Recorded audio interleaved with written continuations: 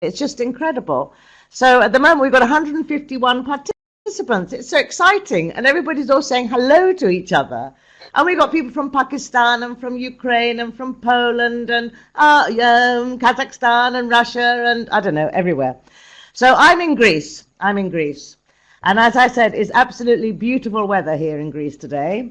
We've been very lucky this April. It's been lovely, beautiful spring weather. So it's just been glorious.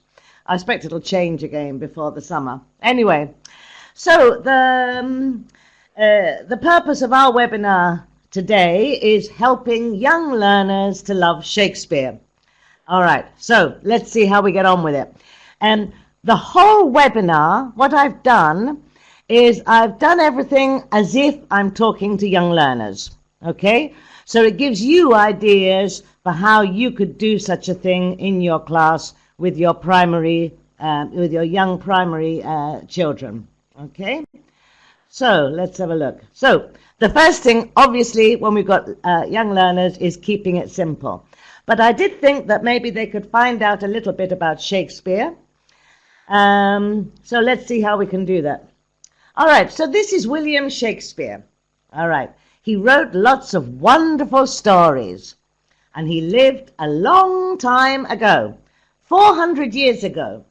Now then, if they're good at maths, you could give them, the date 2016 and the date 1616 and see that, let them do the maths. How long ago was it that he died? You don't have to go into detail with dates, but of course you could also use it as an opportunity to revise dates, the 23rd of April, how we say it. That was when he was born and died. It was the official date of his death, and it's the presumed date of his birth. So to make it neat, we say that he was born and died on the 23rd. They're not 100% sure when he was born, but they do know when he was baptized. So, and that was nearly always 2 or 3 days after he was, after the babies were born in those days. So that's how they know when he was born and died. So, okay, this is William Shakespeare. Lived a long time ago. And of course, when we're talking about a long time ago, we immediately start getting a little bit of sense of history. So let's continue that and get the children, I'm talking about very young learners here, and get them thinking about what it was like a long time ago. So what do you think that William Shakespeare had? And we can do this visually. Do you think he had a pen? Do you think he had a pencil? Do you think he had a tablet? Do you think he had a laptop? Or do you think he had a quill? And just looking at those pictures, the children might choose a quill, but it is important for us to realize that the young ones don't know about worlds without laptops or without tablets. It doesn't occur to them, you see. So it does have to be pointed out that these things are new. They're not new to them. They're just a part of their life. So we immediately want to start getting a sort of sense of history there. These things are new, but quills are old. Okay, so there we go. He didn't have a computer or a tablet. He wrote with this. It's called a quill. And what is a quill? It's a feather from a bird. Now, of course, what you could do here is you could have fun if you couldn't, we find feathers around, don't we? And I think they sharpened their quills. They gave them a pointed end. So you could have fun playing around with ink and for them trying to write with a quill. Do they think it's easy? Do they think it's difficult? Would they like to write with quills? Do they like their pencils? What do they like best, etc.? So there's lots of little activities you can do around these very simple vocabulary learning activity here. But also, as I say, it's starting to give them a sense of history, okay? And I think it is something that we can work on there with our children. And then we can say, look, this is Shakespeare's writing. So look at his writing. Can they read any of it? Well, I doubt it because I can't, and it's too blurred anyway. But you can, if on your own computers, you might be able to get a better representation of his writing. And it will be interesting for them to see. And do they like his writing? Do they think they do better than writing than him? And also, I think it's very good to point out, look at all the mistakes he made. And on this bit, he's got lots of sentences crossed out. Well, that's good, isn't it? Because he shows that, if you don't make mistakes, you don't make anything.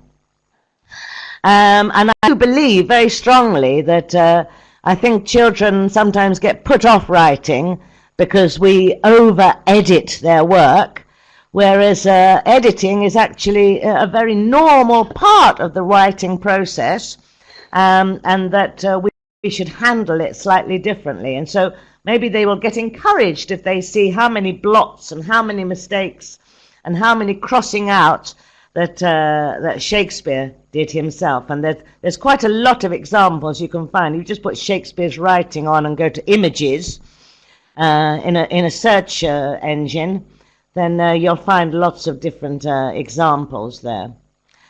Okay.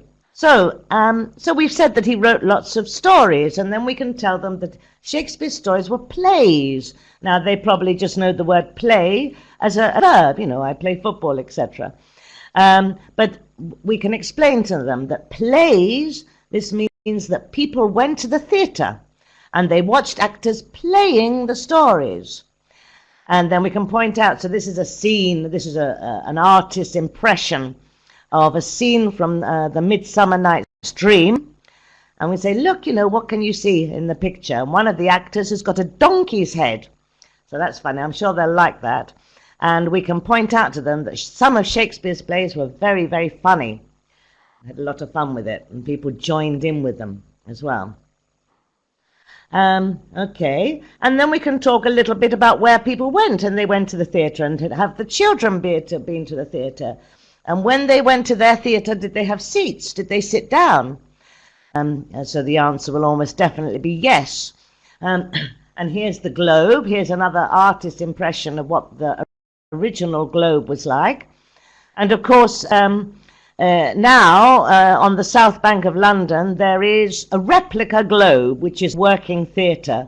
I don't know if you've heard of it, but it's they've recreated Shakespeare's original Globe Theatre, and you can go to the plays there, and you can watch them as you watched Shakespeare's plays. So most people there are standing up.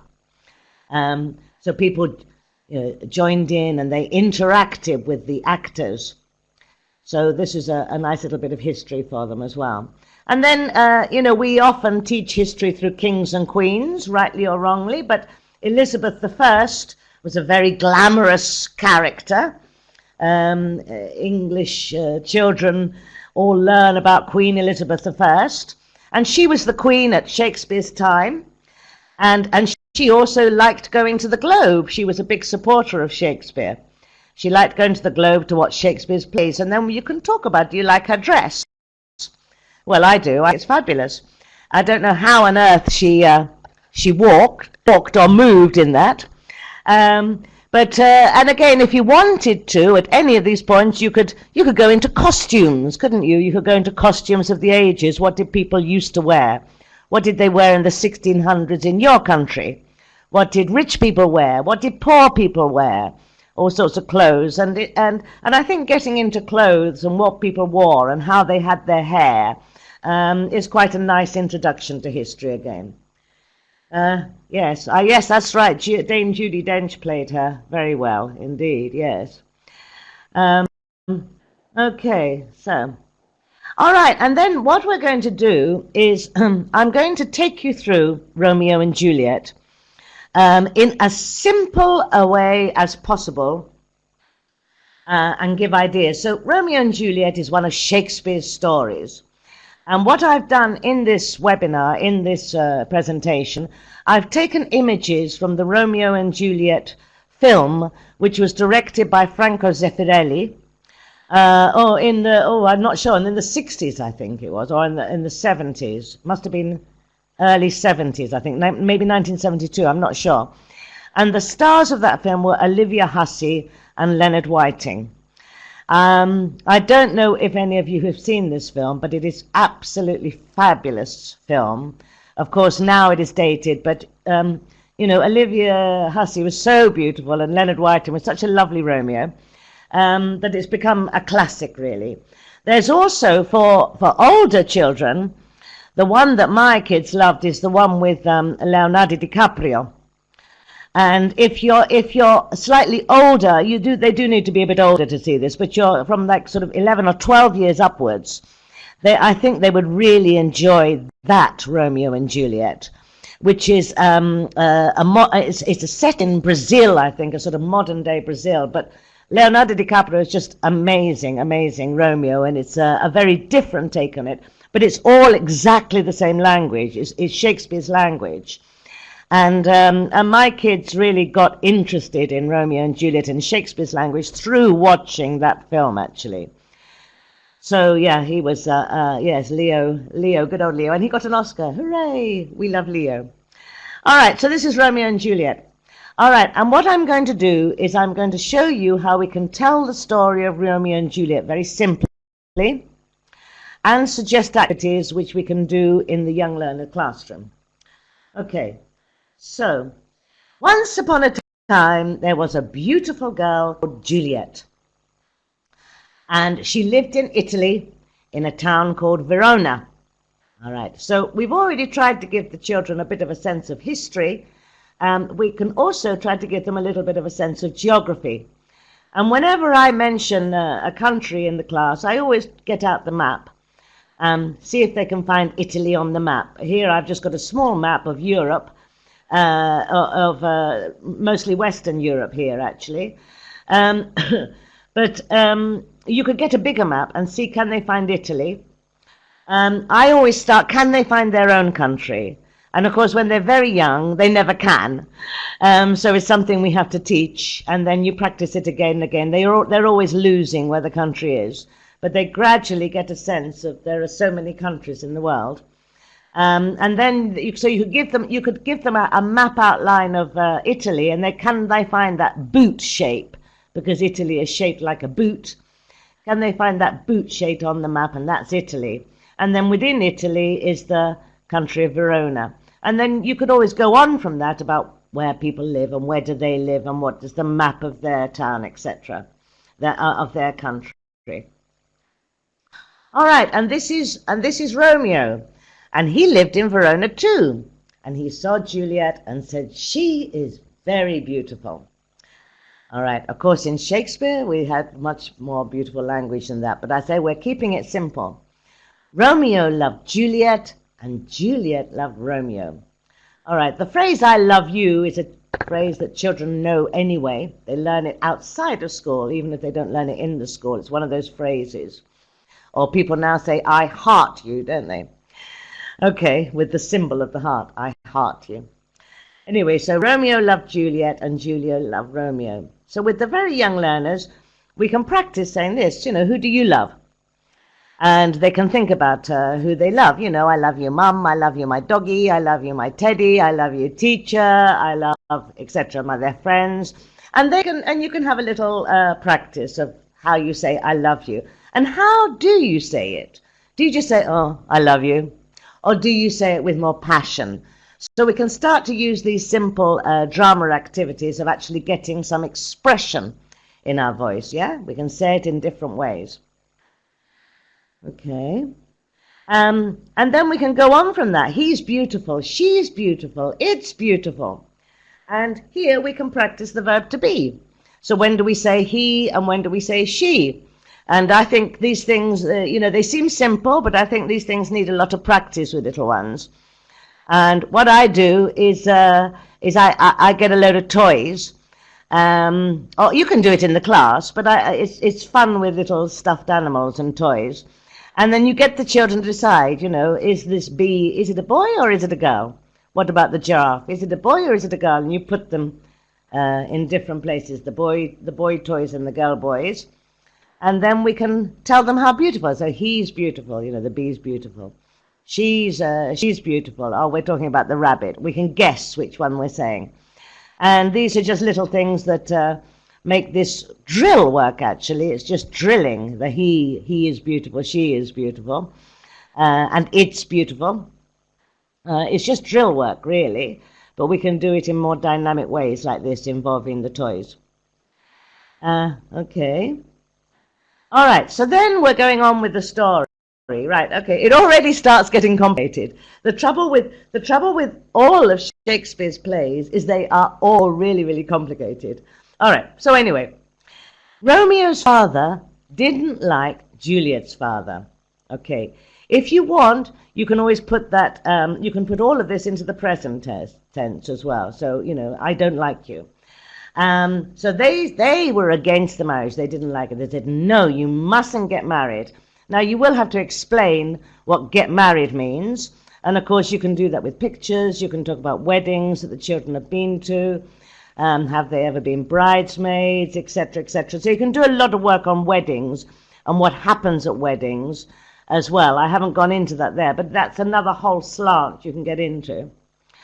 All right, so he said, no, you mustn't get married. Oh, dear. So, okay. All right, so we can talk about, he's forbidding them. So, no, you mustn't do that. So we can work on that language as well. So when do the children hear people saying, you mustn't? All right, you might give them some ideas, and then you can let them continue. Maybe their parents say, you mustn't jump on the bed. Or maybe you say, you mustn't play football in the classroom. And then, so let them come up with their own ideas of what their parents tell them they mustn't do at home, and what do you tell them they mustn't do at school. And why do we say we mustn't? We nearly always say we mustn't for two reasons. One is because it's something dangerous, or two, because it's something rude, and that will hurt other people, either emotionally or physically. And those are the two main reasons, that we're keeping the children safe, or we're teaching them to be polite, we're teaching them to be kind. So we can talk about things with them, and what are the different ways of why are we saying mustn't for these different things. So really you're bringing a little bit of values here to this as well. And then if you want to go on with the drama activities, we think about how do people say mustn't? And do we usually say it quietly, or do we say it loudly? So it depends, because it's often much more powerful to say you mustn't to somebody very, very quietly. But in fact, especially in schools, we as teachers, we usually tell them we mustn't do something loudly. So, you must stop playing football. Yes, you mustn't play football. Sit down, go away, get out of here. So once the children have come up with their own ideas of what we say with must or mustn't, then they can practice saying things loudly or quietly. And yes, as Joanna here says, you also need the proper facial expression. That if you say you mustn't play football in the classroom with a smile, nobody's going to take any notice of you. So absolutely, yes. Yeah. So you're going to be expressing your emotions physically, through your appearance and through the tone of your voice as well. So all these things are different little drama techniques. Okay. All right, so they were told they mustn't get married, but Romeo and Juliet run away. Okay, so they run away. Now this is quite an exciting thing. I think children usually like the idea of running away. Especially toddlers, but of course we're probably not talking about toddlers here. But okay, so the children, Romeo and Juliet run away and they get married. And they don't tell anyone they are married. It's a secret. Okay, all right. So then we can do some work on secrets. So it's a secret. Now then, it's quite interesting. What do the children think? Is it good to have secrets? Well, you can start up a discussion about this, because sometimes it's great fun to have a secret. If you buy someone a present, but you don't want to tell them about it yet, then that's a secret, and it's a good secret. But, let the children tell you if they think that's a good secret or a bad secret. But can the children think of any times when secrets are bad? What do they think? Well, of course, secrets can be very distressing for children in classes. They're not good when you're hiding something wrong. That makes you feel bad. It makes you feel very bad if you've got a secret, if you've done something wrong in class and you know that you should tell the teacher but you haven't. then that makes a child feel very bad and very worried. And of course, the terrible thing for children is if two friends keep a secret from another friend, then that might make them feel sad and left out. So you can start up a discussion about it, and again, it's an interesting thing to do with values, really, and of encouraging children not to keep such secrets, because the people and don't forget that if two friends keep a secret from another friend, the friend who is left out feels sad, but actually those two friends who keep a secret, they think they feel good about it, but actually they don't. They feel bad as well. People don't feel nice when they're excluding someone else. So it might be worth having a little sort of conversation with the children about that. And especially if you do have such issues in your classroom, it might be a way of sorting some of them out. Yes, it is. It's like bullying. It's like bullying, keeping a secret like that. Yeah. But it's in a sort of sly way. It's in a slyer way. So children should be encouraged not to feel like that, not to do those things. And then again, how do we say it's a secret? Do we usually whisper it or do we shout it? Well, it's a secret. We nearly always whisper it. And then it's fun whispering, it's a secret. And you can do this with any language. You can say the same thing with different tones of voices. Again, it's a drama technique, but it's a way of drilling, practicing language again and again. You say the same thing whispering, say the same thing shouting, say the same thing chanting, say the same thing as if you're angry, the same thing loudly, quietly, etc. You're just practicing the same language. Okay. So then there's a fight in Verona. All right. So there's a fight, and it's a sword fight. Goodness me, how exciting. All right. So, of course, in the actual play, these sword fights are brilliant. Two men are fighting. Their names are Tybalt and Mercutio. Mercutio is Romeo's friend, and Tybalt is Juliet's cousin. All right. You might not want to go into all that detail. As I say, it's really difficult to get it so simple enough, actually. There's so many. I've already left out loads of bits. But anyway, this is the basis of the story. All right. So, all right. Oh, no. Oh, dear. How awful. Tybalt kills Mercutio. It was an accident. All right. Well, it's great fun, actually, pretending to kill each other. Pretending to be dead. Now, it does have to be controlled in the classroom, obviously. And one way in which you can do it is you can have sword fights with cardboard tubes, and they make safe swords. Look what I've just bought. Hang on, I don't know if you can see it. Wait, there we are. Can you see this? It's a foam rubber sword. Okay. And I've actually just bought it for my little granddaughters. I bought two of them. They're 2.5, and they love having sword fights. But as I say, you do have to be careful. But this is a harmless one. You can buy this in like toy shops. It's just you see it's bendy. All right, so it's a foam rubber sword. I can't wait for them. They haven't seen them yet. They're a surprise for them. But cardboard tubes are okay as well. Now then, with the little ones, what you can do is you can explain, because with cardboard tubes and with foam rubber swords, they can hit each other's swords. And the thing is that you have to make sure they don't hit each other, all right? But you can have great fun pretending to be hit and pretending to be hurt. Okay, so somebody hits you, all right. You can overact like mad. You can fall down. You could even, if you were in the playground, you could even involve tomato ketchup for fake blood. All right, but that's only, of course, if that's only if they're wearing clothes that can have ketchup on them. I think you might have a lot of angry parents, actually. So this is something you could do at home in the garden with the children, but maybe not at school with the ketchup. Forget I said that. All right, okay. But anyway, so it is fun to have this sort. And of course, when they see, and you can explain to them that actors don't hit each other at all. They are never hurt. And they just pretend to be hit, and they pretend to be hurt. And it's actually much more fun doing that than actually, and of course you can start hitting each other. And for goodness sake, obviously, you're not going to do this, but you don't let the whole class have a sword fight at once. Otherwise, that's it. You'll just have to be, you'll never, you'll never get out of the classroom. So you do it in pairs. You get 2 children out. All right. And pair the children who are, not going to hurt each other. Don't pair enemies.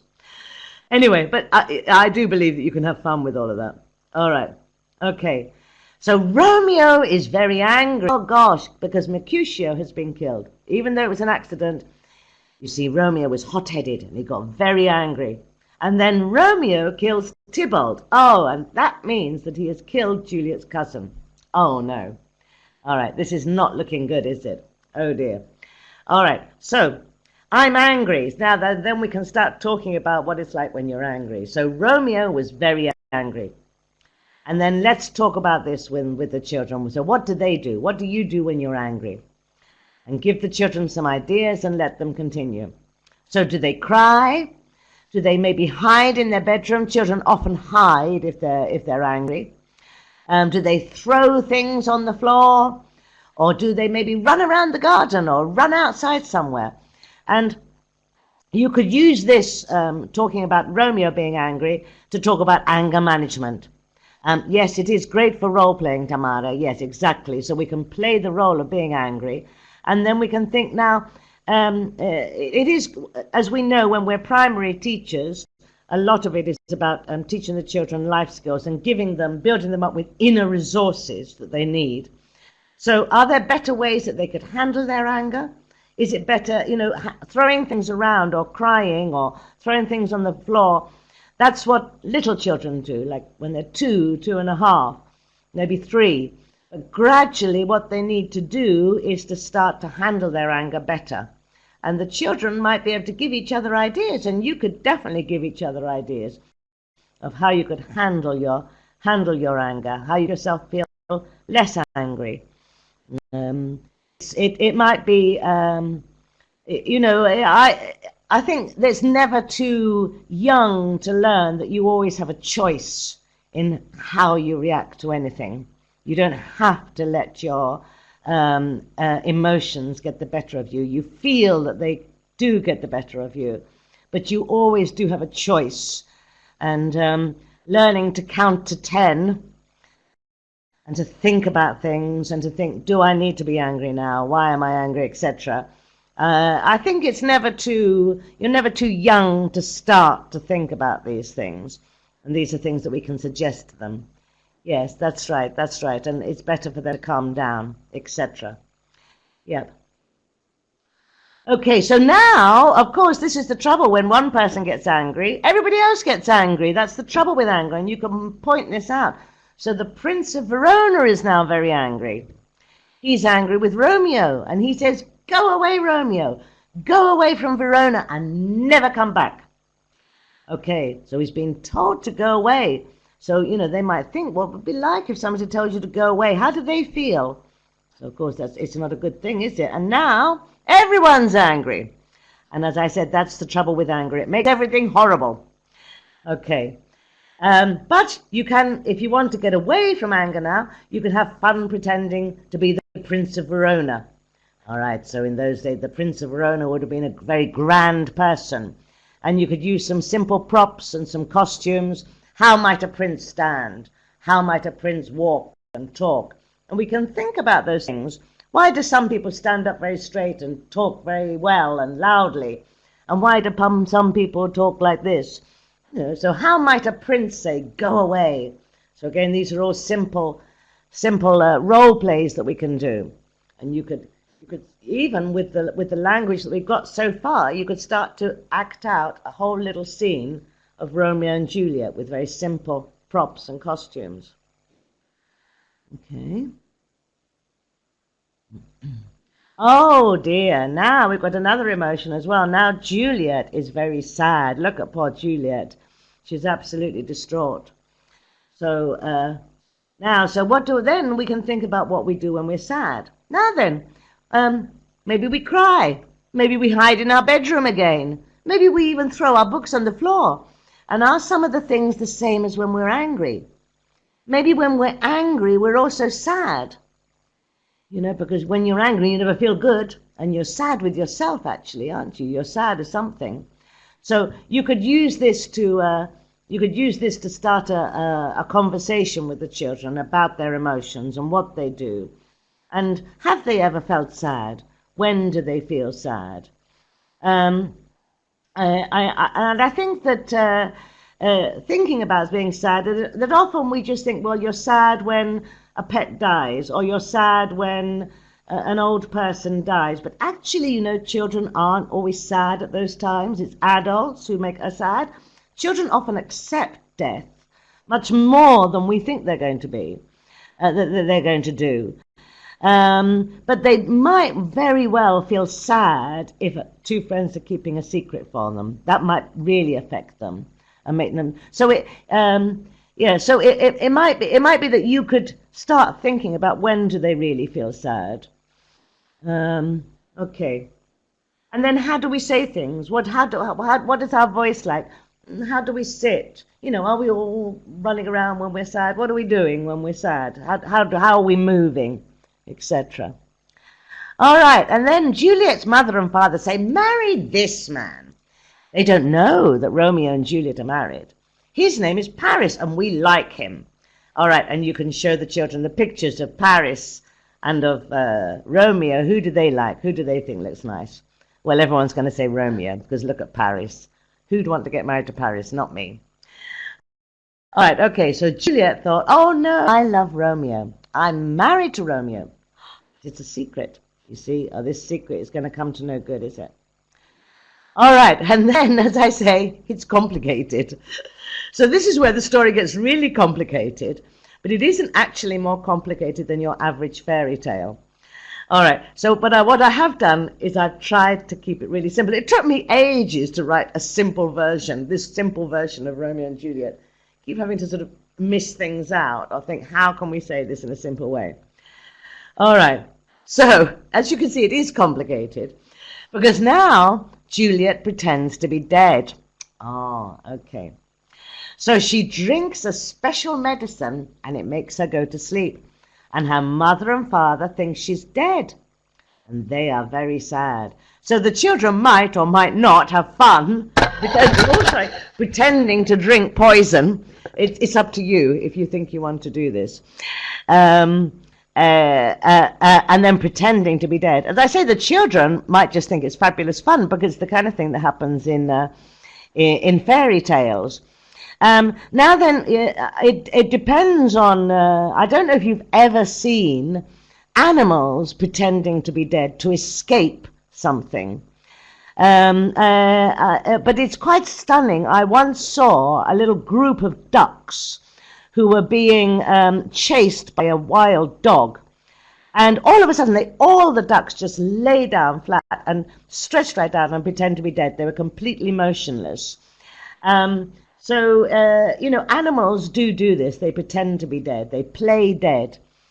And it's very effective. The dog just went away. I think they can somehow make their heartbeat go very slow. Their pulse rate goes slow as well. I'm not sure about the animals.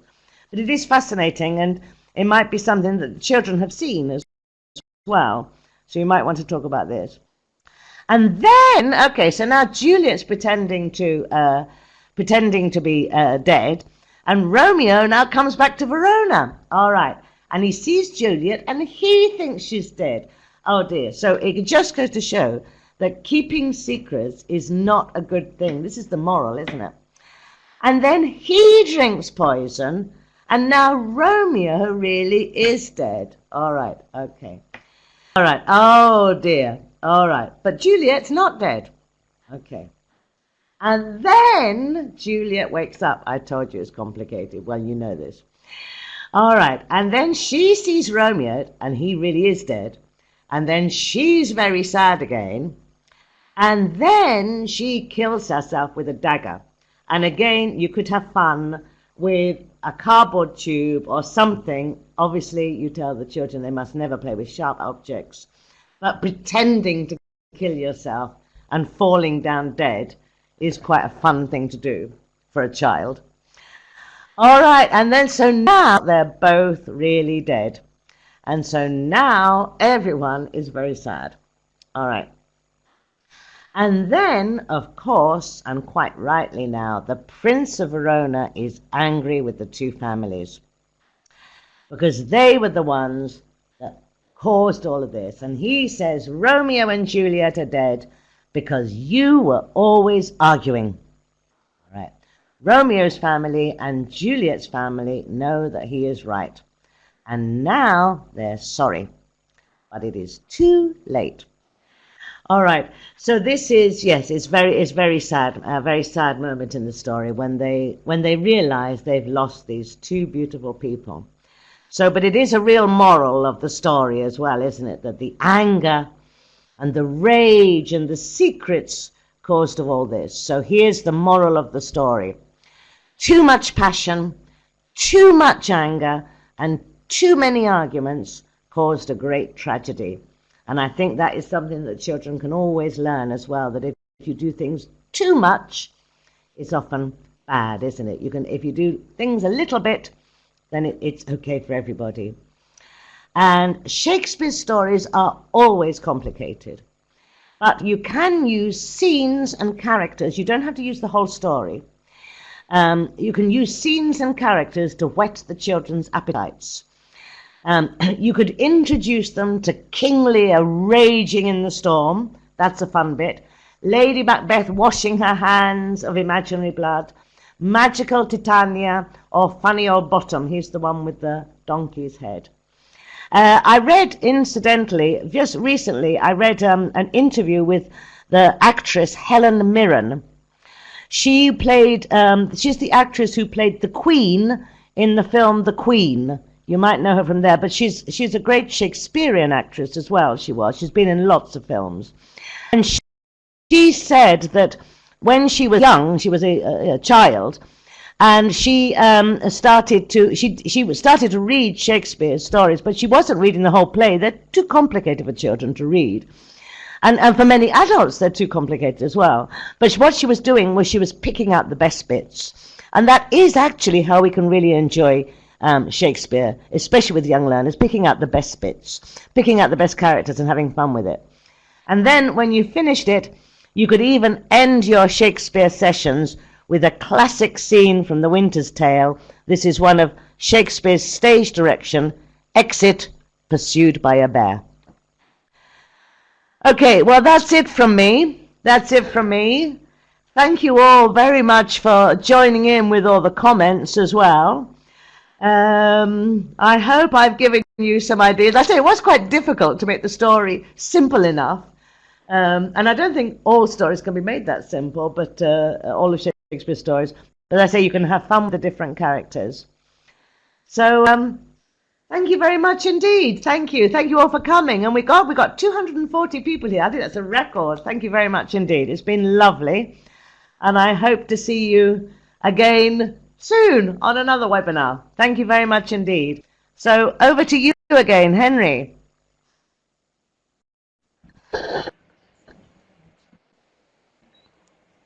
Henry's gone. He's gone for a coffee. Henry, come back. I'm here. Sorry about that. I just had to press my camera. Can you hear me, Jean? Okay. I'm here now. So thank you very much. Yes. Lots of nice comments. Lovely. Well, I've finished now. I've finished, so over to you. Okay. Lovely. Yes, lots of lovely comments. Okay, yeah, so it's been great. It's been very nice. Everyone been joining in. Very nice. Right. Well, bye from me then, everybody. Fantastic Goodbye. job. Thank you. Bye, Jan. Bye. Bye. Take care. Thank you. All right. Bye. Okay. Hope you all enjoyed the first talk this morning with Jan. Stay logged in because, as you probably know, we have two more further talks to come. The next is with Carol Noakes, and that begins at 11 o'clock our time. So currently it's coming up to 1:45, which means we've got a short break for you, which you can use to go away and grab a snack or a drink. But just be sure to be back in front of your computers in about 10 minutes or so when we'll be getting back underway. And in the meantime, we're going to share some useful links with you in the chat box. And okay, Dulcie actually has just shared one with you. So if you're interested, take a look at the Shakespeare on Love infographic on Macmillan Readers. If everybody can see that comment in the chat box there, you can click on the link and you'll go through to the page. Okay. So if you've got any questions, please ask me now. I'll keep the camera on for a few minutes. You are going to get a certificate, don't worry, that will happen at the end of today's talk, so at the end of the final one with Chris, and everything's being recorded and we will make the slides available to download on the site as well, so don't panic about that either. Okay, brilliant. And here's my friend Will. Bye bye. So bye for now from Will. You'll be seeing me again in about 10 minutes. Okay, so stay logged in and I'll be back on your screens then.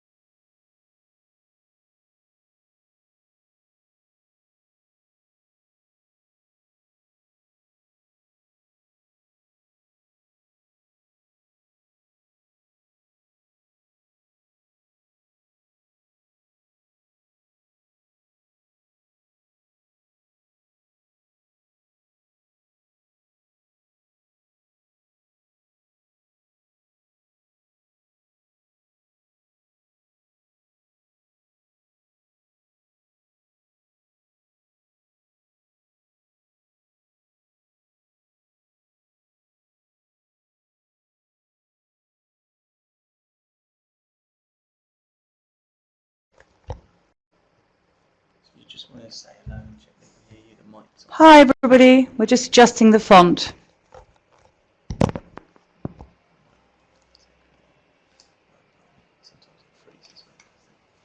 Okay. Oh, have we frozen? Yeah, it's better now. Grand. Enough? Yeah, that's lovely, thank you. Hi, how are you this morning, people?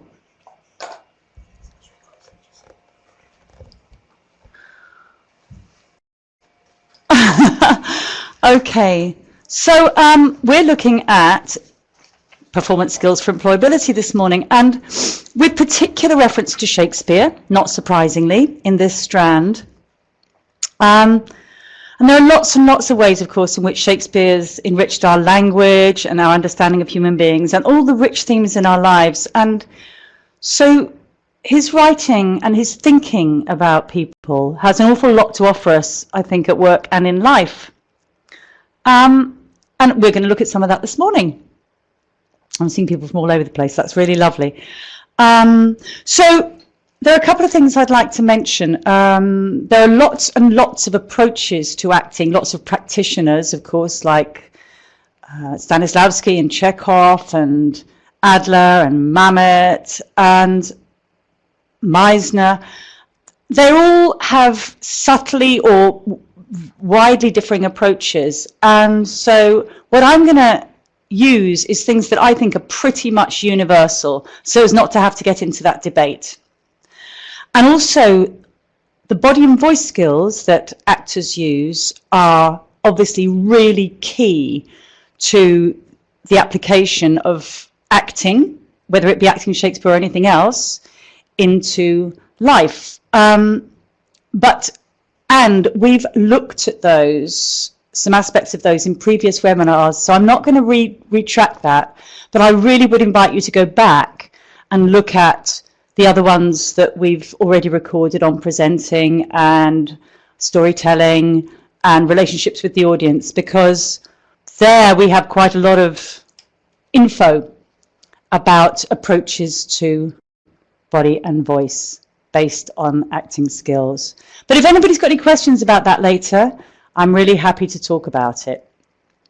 Okay, so the first thing that I'm interested in this morning is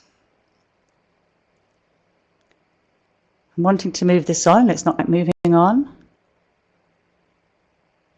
Okay. Here we go. That's great. How building a character as an actor helps with our emotional intelligence or our curiosity about others, our understanding of others and ourselves in work and life. And we know that emotional intelligence is a key component for successful relationships at work and progression. And so how do we get better at it? Well, acting has something to offer us on that. Okay. So you can see Meryl Streep's quote there. I'm curious about people, she said. That's the essence of my acting. I'm interested in what it would like to be you. And all actors have to imaginatively explore others' thoughts and emotions and motivations and conflicts. And I've got actually another quote here from Sally Field. She said, she's another great film actress. She said, I find that's one of the great things about acting. You have the opportunity to stand in somebody else's shoes, whether it's someone with mental health problems or someone who lives and works in a small town. Each character faces a dilemma in her life. And as an actor, you're able to step into that character's skin, look through her eyes. You leave transformed, a different person, because once you live a little bit of someone's life, it changes you. And that is the whole point here.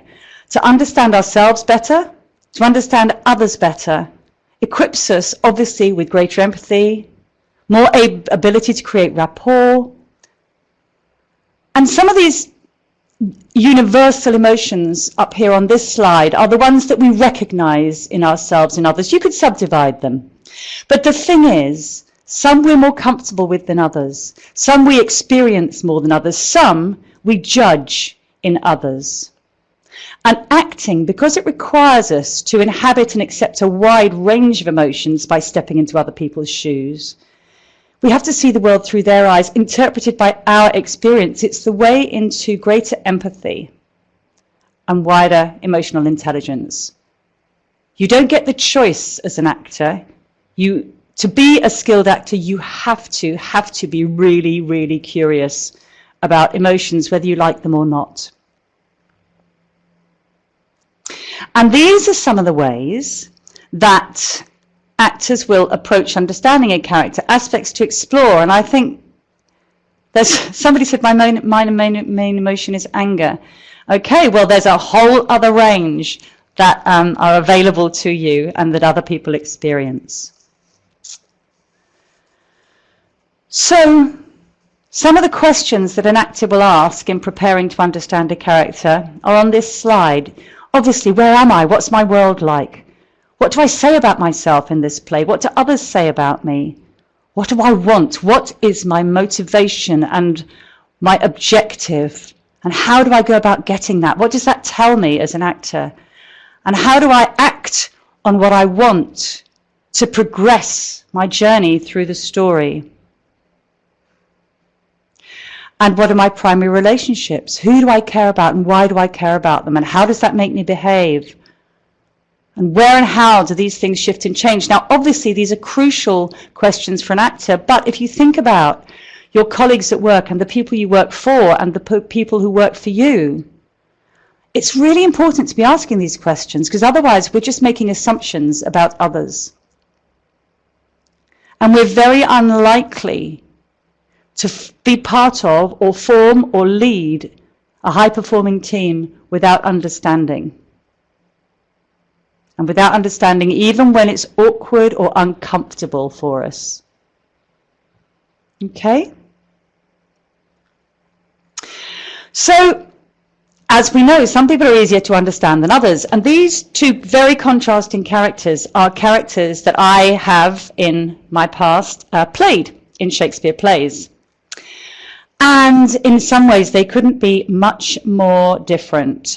So we've got Beatrice here, from Much Ado About Nothing, who's witty and independent and headstrong and funny, fiercely independent. In Act 1, Scene 1, she says, I'd rather hear my dog bark at a crow than a man swear he loves me.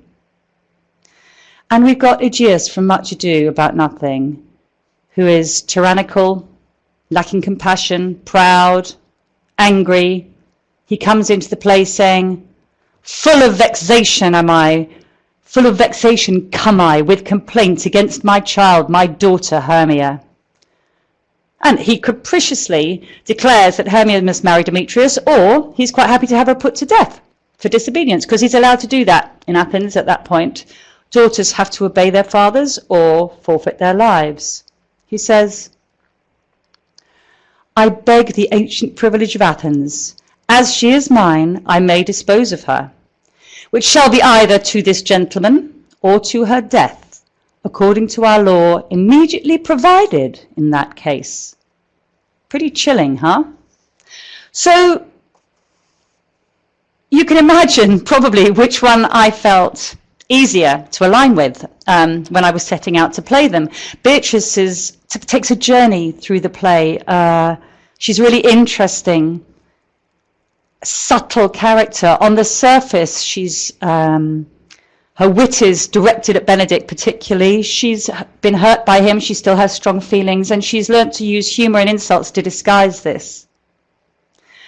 And yet she cares very much how people perceive her. So you get a real rich sense of the fact that not everybody is what they seem on the surface. And when she realizes that she's perceived as harsh, she says, "Stand I condemned for pride and scorn so much?" And this changes her. This makes her think. And while retaining her humour and spark, she manages to soften and to open up to Benedict. And while she's finally able to say to him, "I love you with so much of my heart that none is left to protest," still, when she agrees to marry him, she has to tease him. She says, "I would not deny you, but I yield upon great persuasion, and partly to save your life, for I was told you were in a consumption." She can't resist it. And Aegeus, sadly, learns very little throughout the course of the play. When, near the end, he learns that Lysander and Hermia tried to flee Athens, he insists that they be punished. And he really has very little compassion still. And it's Theseus, the wise leader, who overrules him. So in thinking about Aegeus, so Beatrice felt really accessible to me, and Aegeus felt really tricky. But you can't play Aegeus without having some sense of where his pride and anger and want for his daughter to fit into society comes from.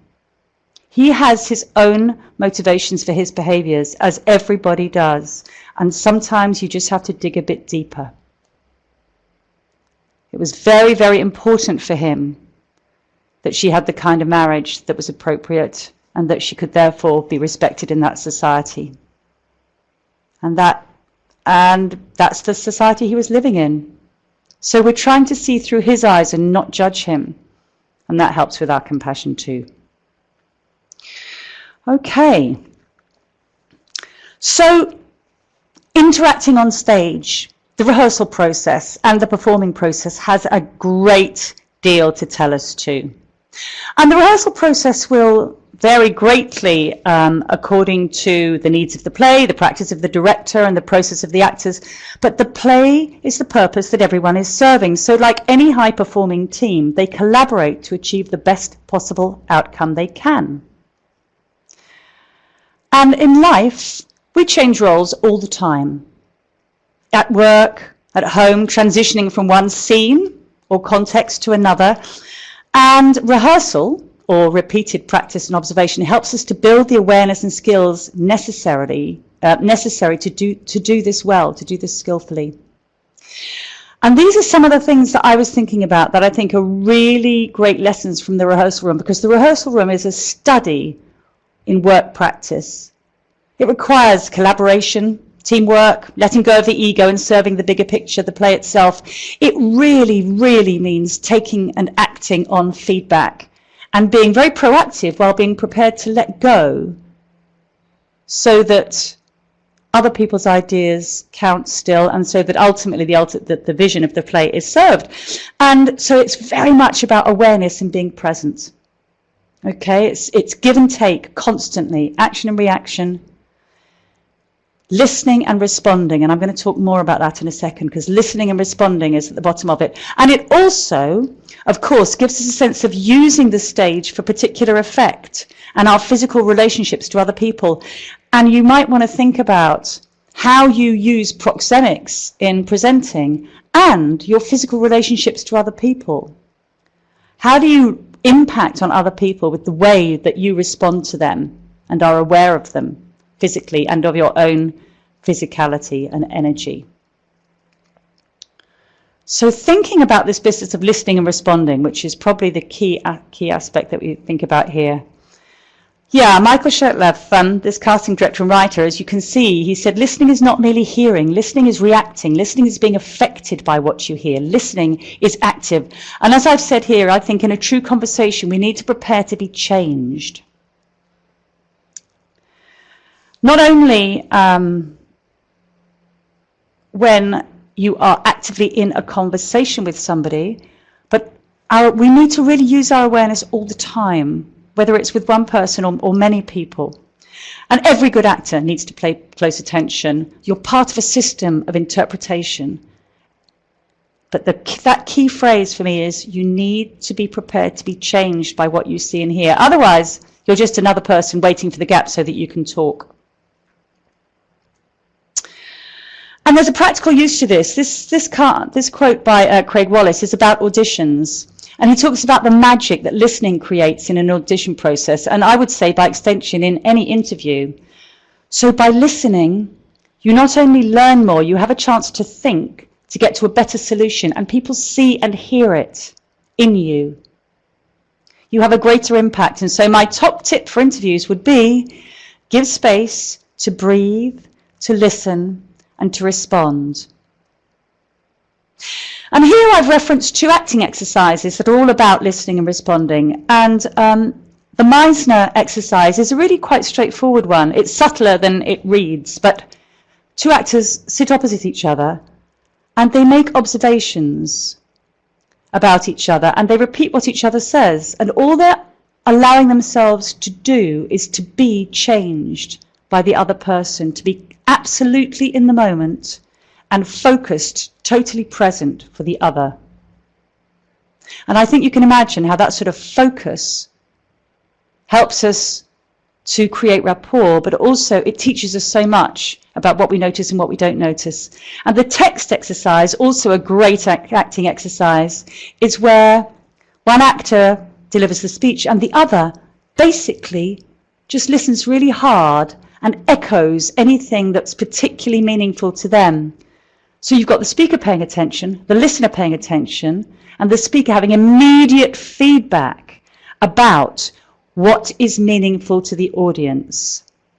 So 2 examples. There are loads of great acting exercises that encourage paying attention and listening and responding, but those are 2 of my favorites. And what are the applications? Loads. I mean, rapport, self-awareness, awareness of others, the power of particular language and imagery. And one more thought on rehearsals from me and from Clark Peters. Clark Peters says you need to make mistakes in rehearsal because that's how you find out what works and what doesn't. And I could not agree more. If we want to grow and learn, we need to be able to fail. So we need places to create and to practice. And things that don't work aren't failures. They're part of the iteration and learning, which is a hugely important thing to remember. All right, let's have a think about Shakespeare specifically now and Shakespeare's text. So we know from other areas of study that Shakespeare's text has hugely informed our current vocabulary. One of my favourites of all the phrases that still live in English is the be-all and end-all, which is from Macbeth, which is where Macbeth is really hoping that he'll get away with it and that everything will be straightforward and simple. And of course it isn't. And it still lives with us, this phrase, the be-all and end-all, meaning the whole thing, the last word. And I love that one. So Shakespeare's language has massively informed our rhetoric and our appreciation of great writing. And it's a wonderful practice ground for delivery. And it's a wonderful model from which to explore the structure of great speeches. And I love this quote from Anthony Sher. To an actor, dialogue is like food. You hold it in your mouth, you taste it. If it's good dialogue, the taste will be distinctive. If it's Shakespeare dialogue, the taste will be Michelin starred. That's so right. So great texts spark our imagination as an audience, but they also inform us through speaking them about rhythm and flow and muscularity. And these are some of the forms that Shakespeare uses, which are well worth exploring. So back in Shakespeare's day, obviously the importance of public speaking, the delivery was critical, because only a small proportion of the audience had the ability to read. And when the actors delivered their lines on stage, much of the audience would get the message of what was being said as much from the rhythm and sound of the words as the words themselves. And these are some of the forms that he uses. So there's rhyming verse, which is driven by iambic pentameter, which you're probably familiar with, which is 10 beats, with the emphasis on the second beat each time. 5 pairs, da-da, da-da, da-da, da-da, da-da. And he uses blank verse, which is the same rhythm without rhyme. It's not always totally even, that rhythm. It gets broken up depending on what's being said in the speech, but that's the basic form. And he uses a lot of prose without rhyme or regular rhythm as well, particularly in Much Ado About Nothing. You'll see that an awful lot of the play is in prose. And these are some examples of where those varieties come up through the play. So you can come back to this slide later if you want to and look up those speeches. Beatrice, that rhyming verse should be Act 3, Scene 1. Apologies for that. That's my typo. But yes, there are examples of all of these different forms throughout the play. And I'll just give you some examples, actually. So I'll give you examples of 2 of those different forms for the activity that comes afterwards. So Beatrice in Act 4, this is a great example of her railing against Claudio in prose. Is he not approved in the height of villain that hath slandered, scorned, dishonoured my kinswoman? Oh, that I were a man! What, bear her in hand until they come to take hands? And then with public accusation, uncovered slander, unmitigated rancour? Oh, God, that I were a man, I would eat his heart in the marketplace. It's pretty passionate, huh? And then when she's speaking she has a brief moment of speaking in verse, blank verse, using the iambic.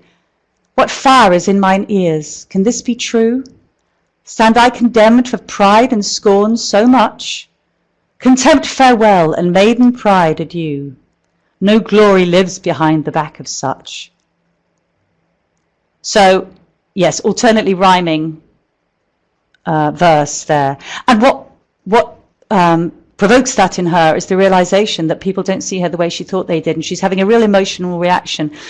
So, looking at this slide, some of the activities I'm suggesting, practicing on his speeches gives us a clue to rhythms and emotionality, vowels and clarity, consonants and muscularity. And so, yeah, I'm suggesting, look at speeches, compare the forms of verse, compare Beatrice and Aegeus. She has an easy flow, and Aegeus is broken up verse because of his anger. Yes, somebody said practicing with sonnets is great. It really is. But also, try improvising Shakespeare's verse. Try improvising iambic pentameter. It's really fun. Start with one simple sentence to get used to the beat. For instance, my birthday is the 24th of June. And maybe try a section of your presentation in this form to enrich your sense of rhythm, because it's like a heartbeat. And allow yourself, most importantly, to move with the changes of thought. And think about how the use of physical dynamic in your presentations, think about how you use the space and how you serve your text, your speech, with moving the dynamic on changes of thought. Yeah, he's also, of course, fantastic for rhetorical devices and structure and imagery in presentations. So I'm suggesting that you look for the rhetorical devices. For instance, imagery, analogy and metaphor and simile. I'm going to suggest a couple of speeches in a moment to look at these, to examine these. Lists of 3. Contrasts, alliteration and assonance, builds step by step. Great speakers use these now, and they've borrowed them from the Greeks, and they've certainly borrowed them from Shakespeare. And I just want to suggest a couple of speeches that are really lovely and strong on elements of these. So Mark Antony's speech from Julius Caesar is one. This is a great speech for seeing how an audience comes to a point of collective agreement and changes position. So we know that Mark Antony needs to sway the crowd without overtly criticizing Brutus, and he unites with the audience. He starts off with a rule of three. Friends, Romans, countrymen, lend me your ears. And it's a contrast with an earlier speech from Brutus. And here it's a lovely rule of three use. And also Mark Antony is saying, crowds, I'm one with you, I'm common with you. He uses lots of ironic use of words and repetition of the word honourable, for instance. It mentions it again and again to describe Brutus and the conspirators, showing that they are anything but honourable. He uses contrasts. I come to bury Caesar, not to praise him, and so on. It's a speech well worth diving into. And Titania's speech in contrast, so it's cool and ironic. Titania's speech to Oberon is passionate and full of imagery, and it's direct appeal, full of metaphor and storytelling, and it's heartfelt and emotional. These are the forgeries of jealousy, and never since the middle summer spring met we on hill, in dale, forest or mead, by paved fountain or by rushy brook, or by the beached margent of the sea, to dance our ringlets to the whistling wind. But with thy brawls thou hast disturbed our sport. She's very clear about what she feels. So dive into those speeches and see what they give you. So there are also lessons from improvisation, not texted speech for business, and loads of organisations now are realising the value of improvisation and learning improvisation for agile individuals and effective team communication. And I'm just going to reference a couple of things that I think are important here. So why build improvisation skills? Well, as we say, more nimble, more flexible, more open to change. And this is very much back to listening, being wholly present to the offer you're being given and responding to what's being said to reach the desired outcome. It requires flexibility and openness. All the skills of improvisation are collaborative and flexible and working on your feet. And I love this thing by Rob Poynton. I've mentioned it in my storytelling webinar before. He's basically saying everything is an offer.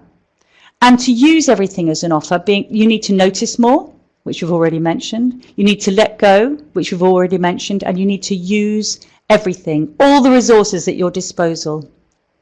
And some of the skills required are to say yes to other people's offers and to build on them, to be present, to make your partner look good, to listen and respond to them.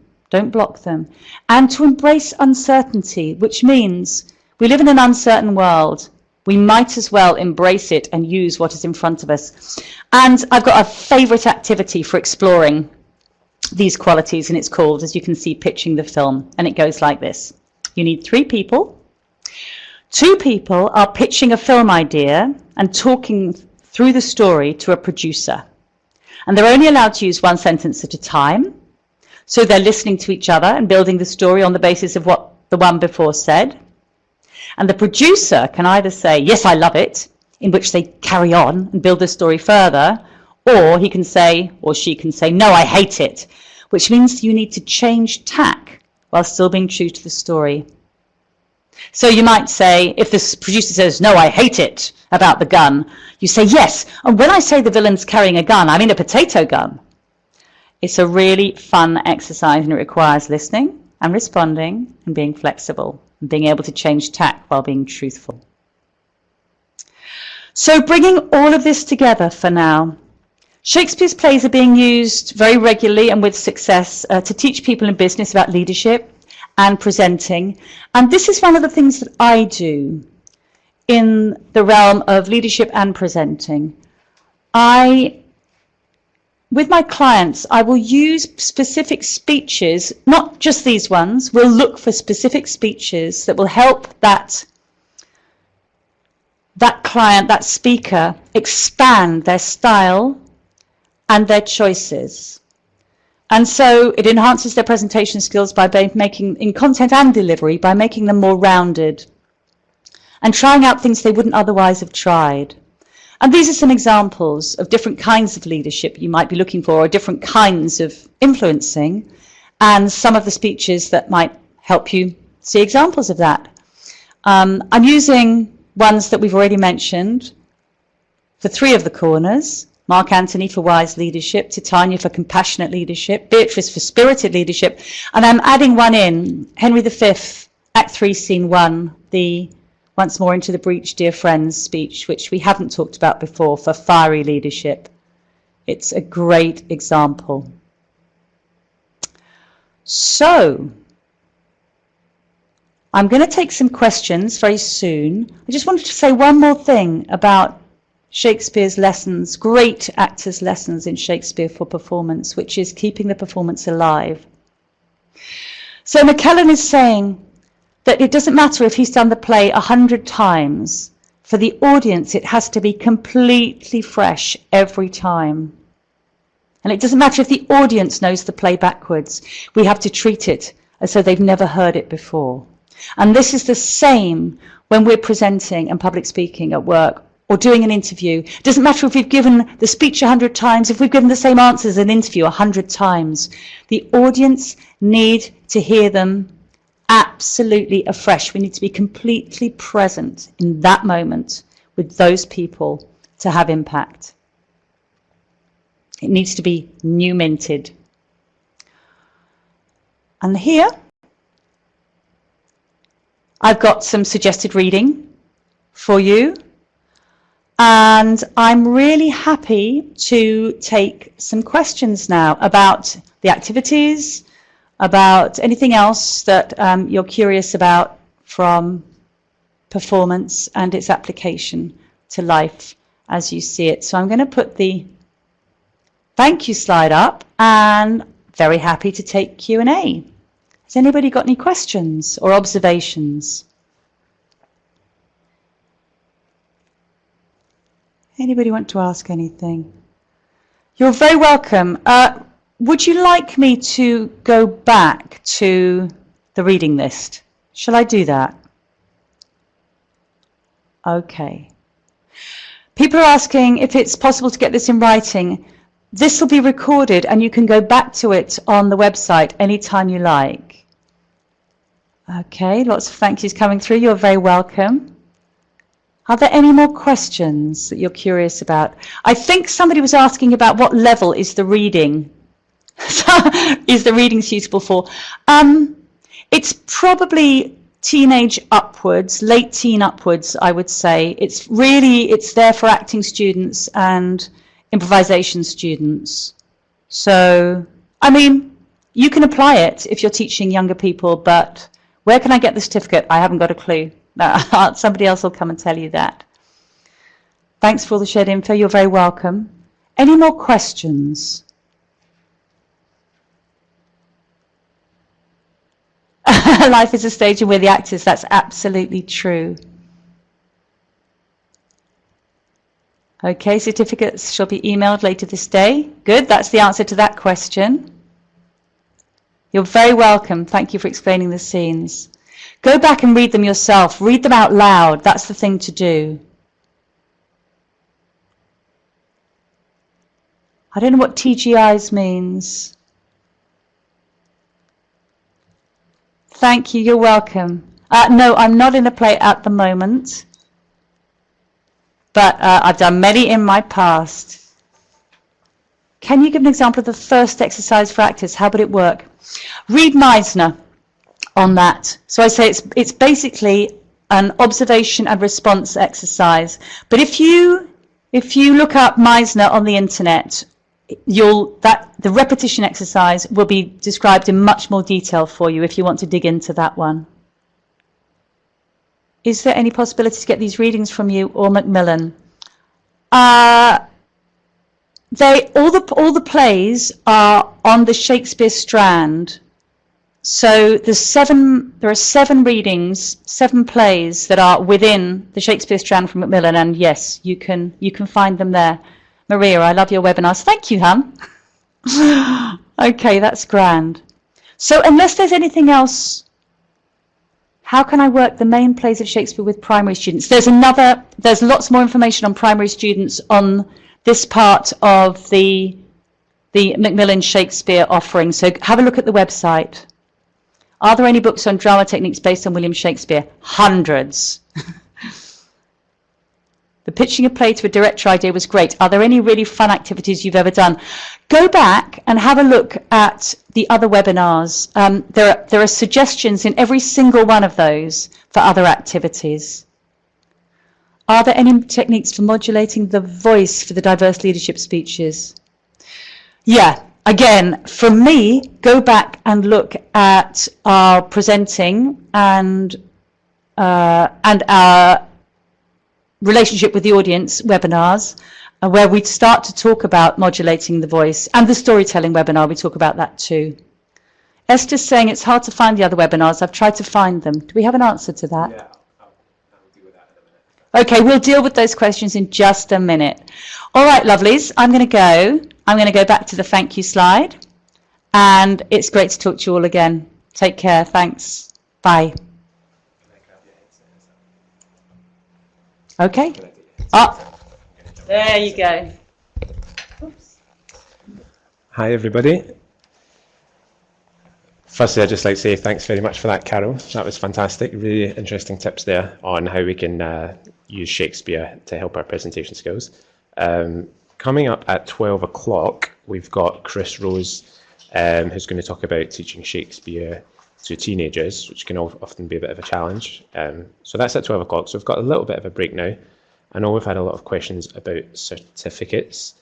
The certificate will be coming at the end. So at the end of Chris Rose's talk, Henry, who will be back by then, will drag the certificate onto the screen, and all you have to do is click download. So it'll be as simple as that, as just downloading the certificate. If you don't manage to get the certificate, if you can't make it to Chris's talk, for example, the webinars will be available on the Macmillan webinar archive very, very shortly, and you can download the certificate from there as well. So if you don't get it today, it's just a case of waiting a couple of days. Okay? Sorry, I'll try and slow down a little bit. Yeah, good point.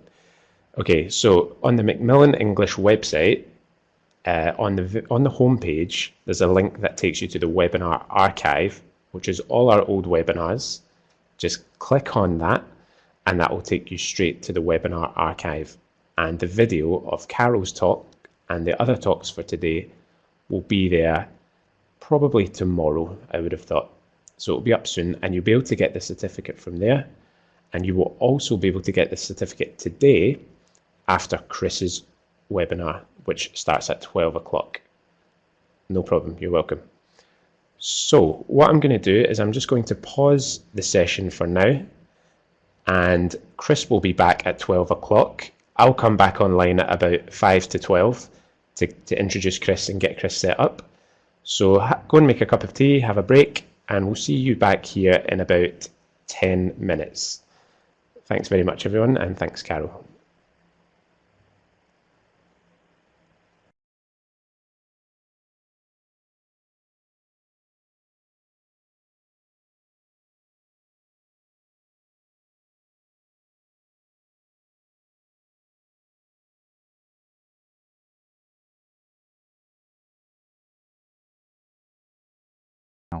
Obviously, these aren't things that we usually say.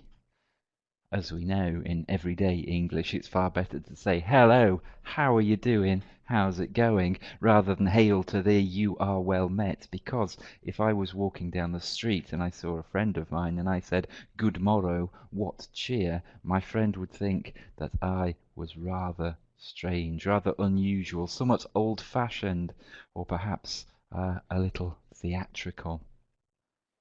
But that's okay, because sometimes it's good to be strange and unusual and perhaps a little bit theatrical.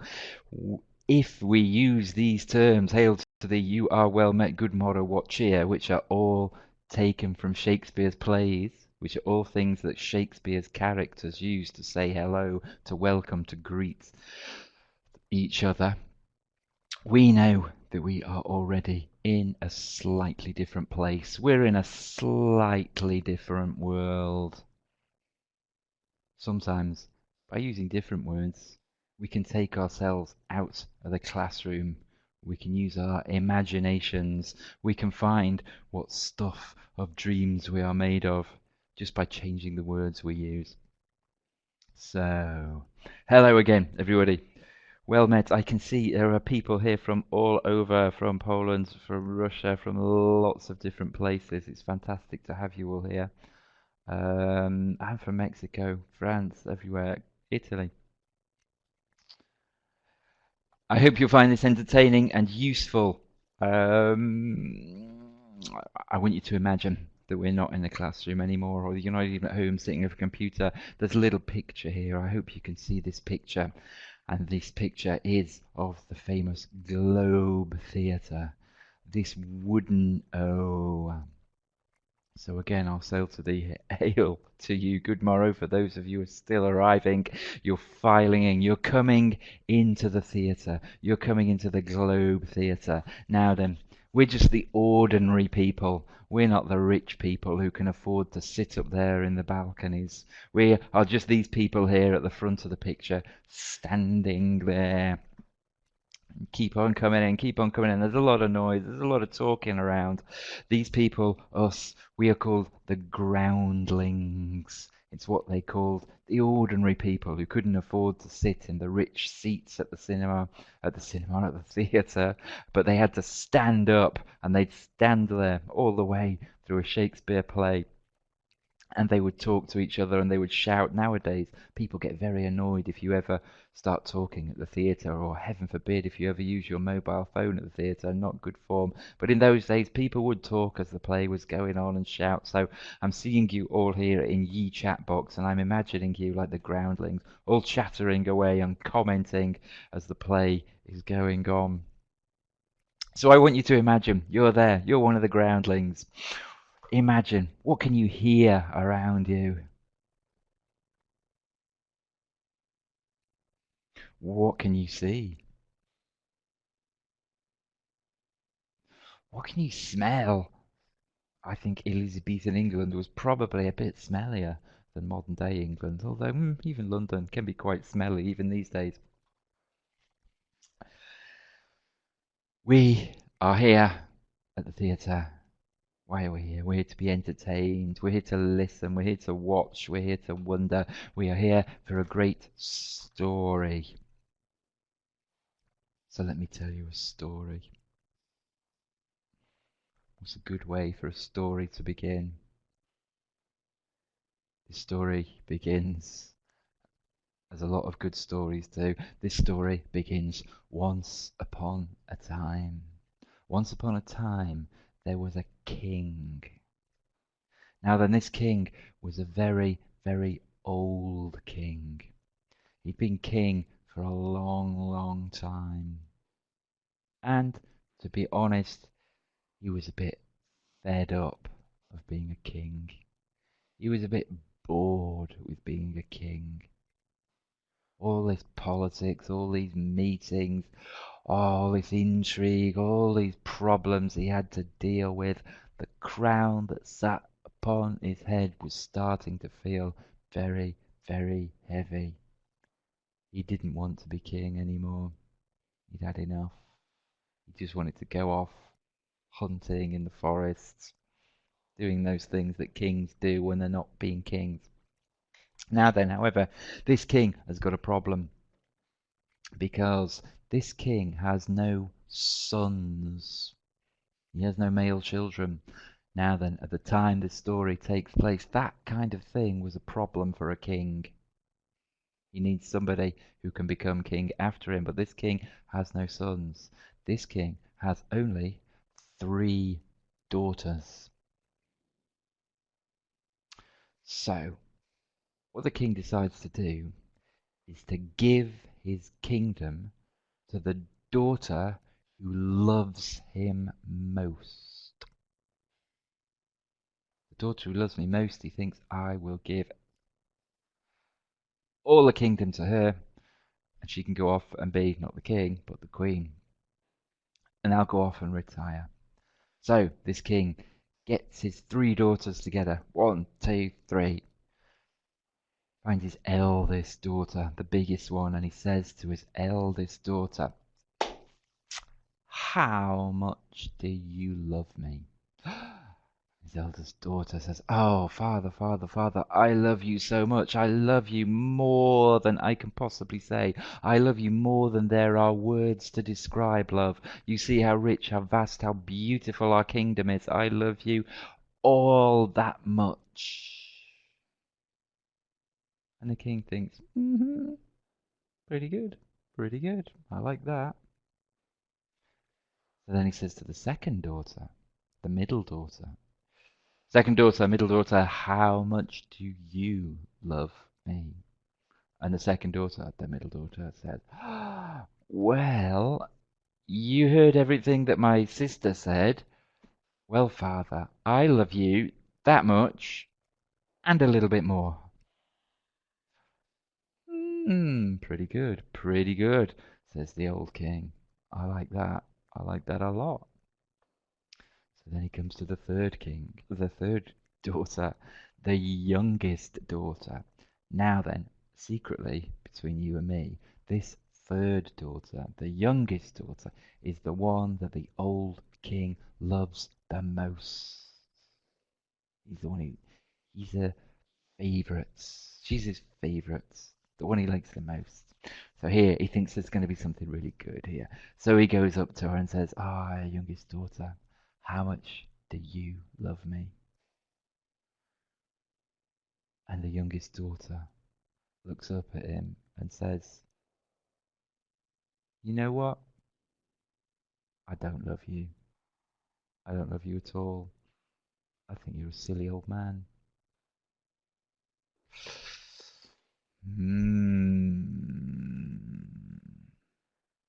How do you think this story is going to go on? Now then, a lot of you, I'm just managing just about to read all the things you're saying, and obviously a lot of you know this story already. This story sounds like a very old folk tale that could come from many, many different cultures across the world. But this story is actually the beginning of one of Shakespeare's most famous plays, King Lear. A lot of you spotted it. Now then, if you went into a class, into a group of teenagers and said, "Okay, good morning, class. This morning we are going to read Shakespeare's King Lear," and gave them all this big thick book, they would probably go,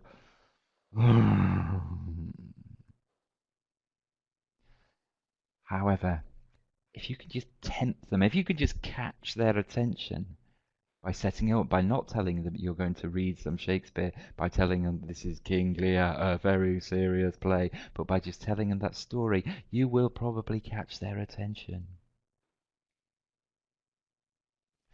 I've only ever usually done that much of King Lear with a class, because for those of you who know it, you know that King Lear goes on to become very, very complicated, very dense. It's quite a difficult play, and my goodness, the ending of King Lear is very, very sad indeed. So it's not always perfect for every class, always, but that beginning is great. It's a good way of catching students' attention. Now then, about a year ago, as Edwin said before, Macmillan commissioned me. They asked me to write Othello, to do a version of Othello for them. Now, obviously, this was a great treat. It was a nice thing to do. I thought, fantastic. I can get stuck here. I can work with Shakespeare. This is brilliant. So I got my original copy of Othello and looked at all the wonderful language in it, the richness of it, and then I had to adapt it so that it would be suitable for intermediate and lower intermediate users. And at first, I admit, I felt terrible. I felt really bad, because Shakespeare in Britain, as in much of the world, is a great cultural icon.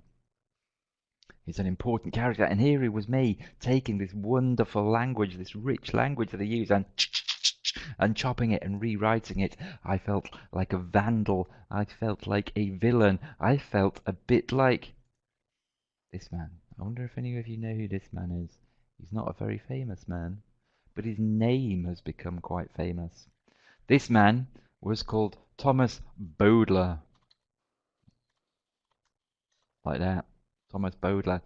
Now, he's not very well known these days, but there is still a verb in English to Bowdlerize something. If you Bowdlerize something, it means you make it simpler, but you change it not in a good way, because this man, Thomas Bowdler, about 300 years ago, he did a version of all Shakespeare's plays in which he cut out all the bad words, he cut out all the violence, he cut out all those sad endings, and he made everything have a happy ending and be very, very nice and very easy. He's not gone down well in history. Still, his name, this verb to Bowdlerize, means to change something for the worst. So at first I was worried. I thought I was going to be like Mr. Bowdler. I was going to Bowdlerize this wonderful text, this rich, dark, sometimes difficult, sometimes shocking play. And I felt bad. And I thought, how can I not do that? How can I not do that? And the way I found to not do that was by focusing on one of the things that's at the core of all of Shakespeare's plays. The fact that Shakespeare's plays tell great stories. They're fantastic stories. And sometimes, yes, it meant changing the language, but if I could just focus on the story that's at the heart of the play, I was still being true to the essential spirit of the thing, and as well making it available, making it accessible to many, many more people who probably wouldn't originally go near the original full text of Shakespeare's play. The good thing about these readers, though, is that as well as a simplified version of the text, so we can get hold of that great story, there are still chunks, there are still pieces of the original language that we can compare and look at in detail when we want to look at Shakespeare's great use of language. So you get a bit of both there, a bit of the authentic taste as well as the compelling story. Yep, Isabella's saying the story and the spirit. And felt, yep, engage emotions, absolutely. Okay, so stories. We began with a story, and those of you who've seen me speak before, or seen me talk before, you'll know I work with these things which I call story skeletons or story bones, and there are lots of different ways we can work with these. So here are some story bones. This is the story bones that I have used with groups of teens. And again, this is something that I could use as a prompt for myself. And I would use this to tell a story, asking the students to get involved. I would just at first say, there is a young person. Is it a boy? Is it a girl? How old is this person? 15, 16, 17, 18, 19, 20? The students come up with what they want. They can do it individually, just letting their imaginations take over. They can do it in pairs and tell each other what they're imagining. Or we can do it as a whole group together when the whole group have to agree on who this young person might be. Then I tell them that this young person has recently, sadly, been bereaved. This young person has lost one or other of their parents. They feel a bit sad, obviously.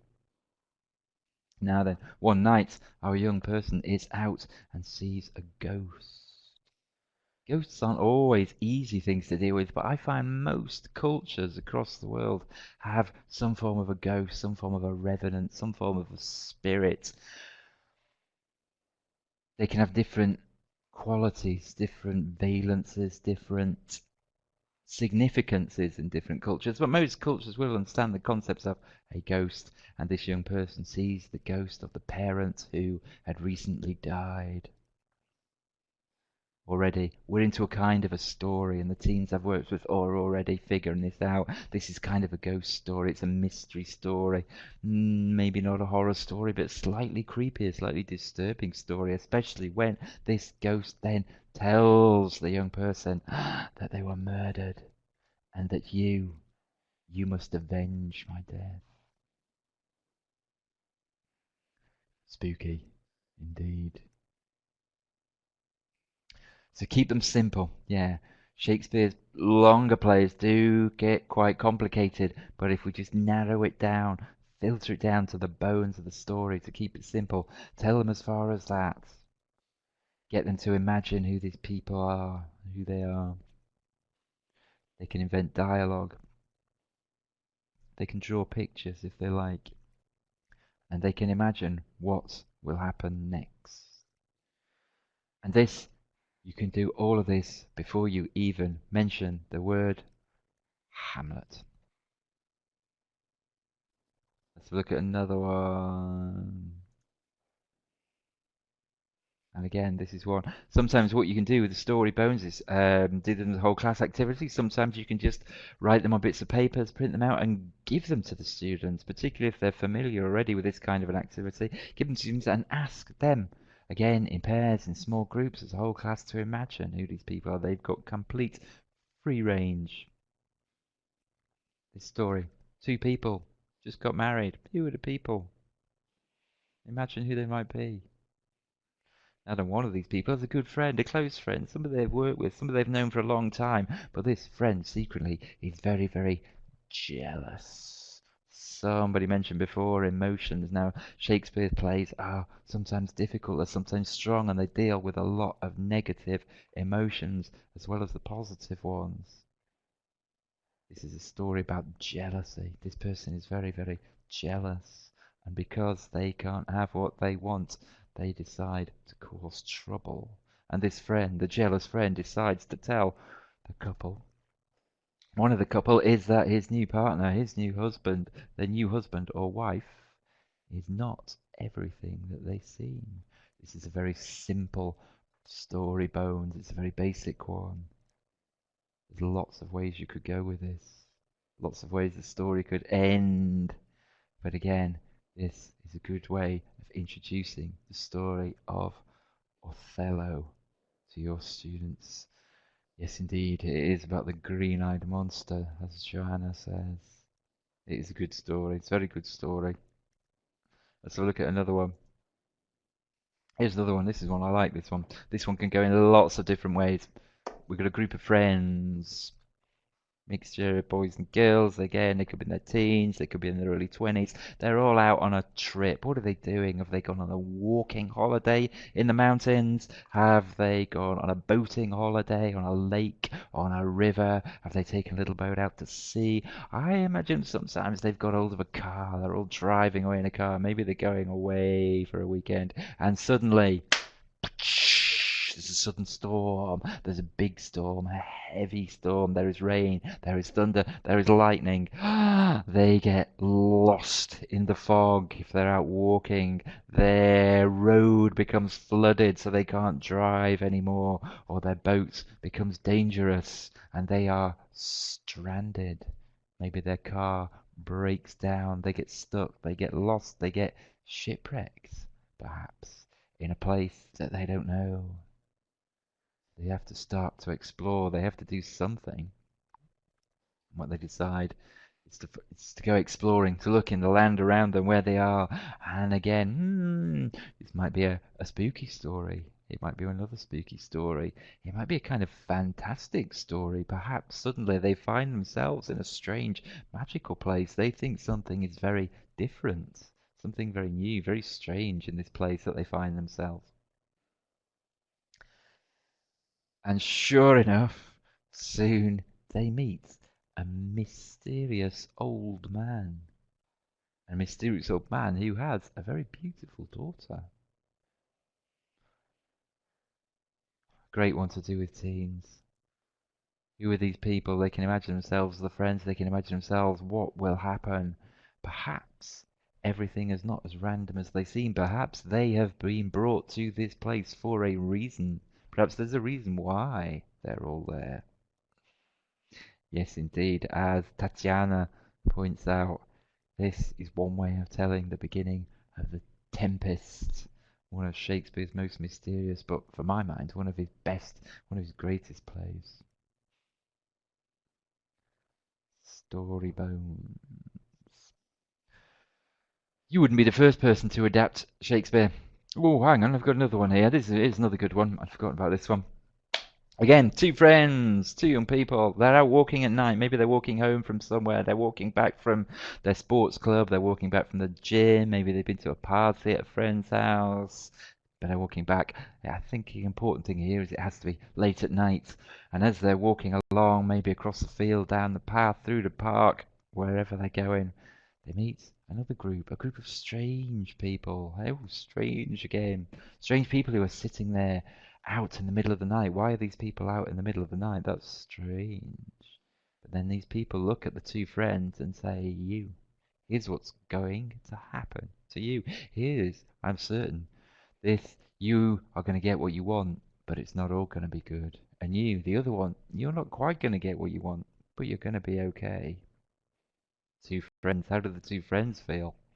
Shocked, disappointed, disturbed? Do they believe them? Probably not. At first they don't believe it, but then some things start to happen. Ina has got this one. This is, again, indeed, of course, in the original, they are witches that the two friends meet. And this is the beginning of Macbeth, which for my mind is one of the greatest openings of the Shakespeare plays. Very creepy, very powerful, very disturbing. But again, you could tell the story in lots of different ways. Tell it as a comedy. Why not? You wouldn't be the first people to have adapted, to have invented, to have experimented with Shakespeare's plays, because not all changes, not all adaptations are Bowdlerizations. There are some very, very good adaptations of Shakespeare's plays. Here are some of them. Some unusual ones, some imaginative ones, some ones that all be good for using with your classroom. If you don't want to use the story bones, or another way of using the story bones, we'll be showing them bits of these films, or perhaps after you've looked at the story bones. Yeah, some of you know these already. These are some great films. If you look at the poster in the top left, that's quite an old film now. It's a 1950s science fiction film called Forbidden Planet. And even though it looks a bit dated, it's a very, very charming film. For those who don't know this film, let me tell you, it's about a group of spacemen, space travelers. They're in a spaceship far and far away, and their spaceship hits an electrical storm in space and crash lands on a strange planet. And sure enough, on this strange planet where the spaceship crashes, they find out there is already a man there, a scientist who lives there, and he's lived there for a long time on his own with his beautiful daughter, and a robot who does exactly what he wants. Yeah, Forbidden Planet is a science fiction reworking of The Tempest. Great movie. Underneath that one I think probably most of you know. A lot of people never think of this as a Shakespeare adaptation. The Lion King. But there we go. Old Daddy Lion dies. Young Lion has to become. The prince has to go and sort everything out. The Lion King is a great way into Hamlet. Next to that, in the middle, there's one that might be less known. This is a really interesting film, a really powerful film, quite a strong film, and this film is called Oh. This film is set in the southern states of the USA, and it's about a basketball team. And on this basketball team, there is one really good player. They have one really, really strong player. Now, this player is a black guy. He's black, and he's in a team where most of the other people are white. So this is quite a strong film, and it does deal with themes of racism and with jealousy that are at the heart of Othello, or just Oh, as it's told in this American retelling about a teenage basketball team, but a good film. Yep, you're mentioning some of the other great ones. Baz Luhrmann's Romeo and Juliet, which is great. Teens love that. West Side Story, which is just always good for every age. West Side Story is a great one. Romeo and Juliet, I think, is the story that's been told and told and retold so many times. Always good.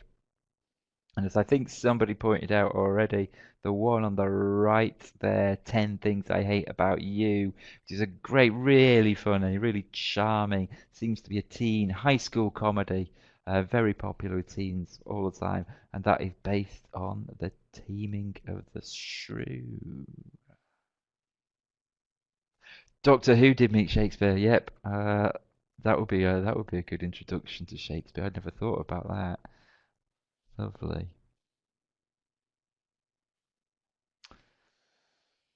Story bones, versions, adaptations. What else can we do with Shakespeare? Here's a little activity. This is good activity, as well as the stories. Great stories. I think one of the things that Shakespeare is so good for, as well as stories, Shakespeare is always great for obviously the richness and the quality of his language. Now, this is a little activity that I've done to get students to learn some Shakespeare, even at pre-intermediate, lower levels. Just learn a couple of lines of Shakespeare, because, as the title of the activity says, you should always brush up your Shakespeare.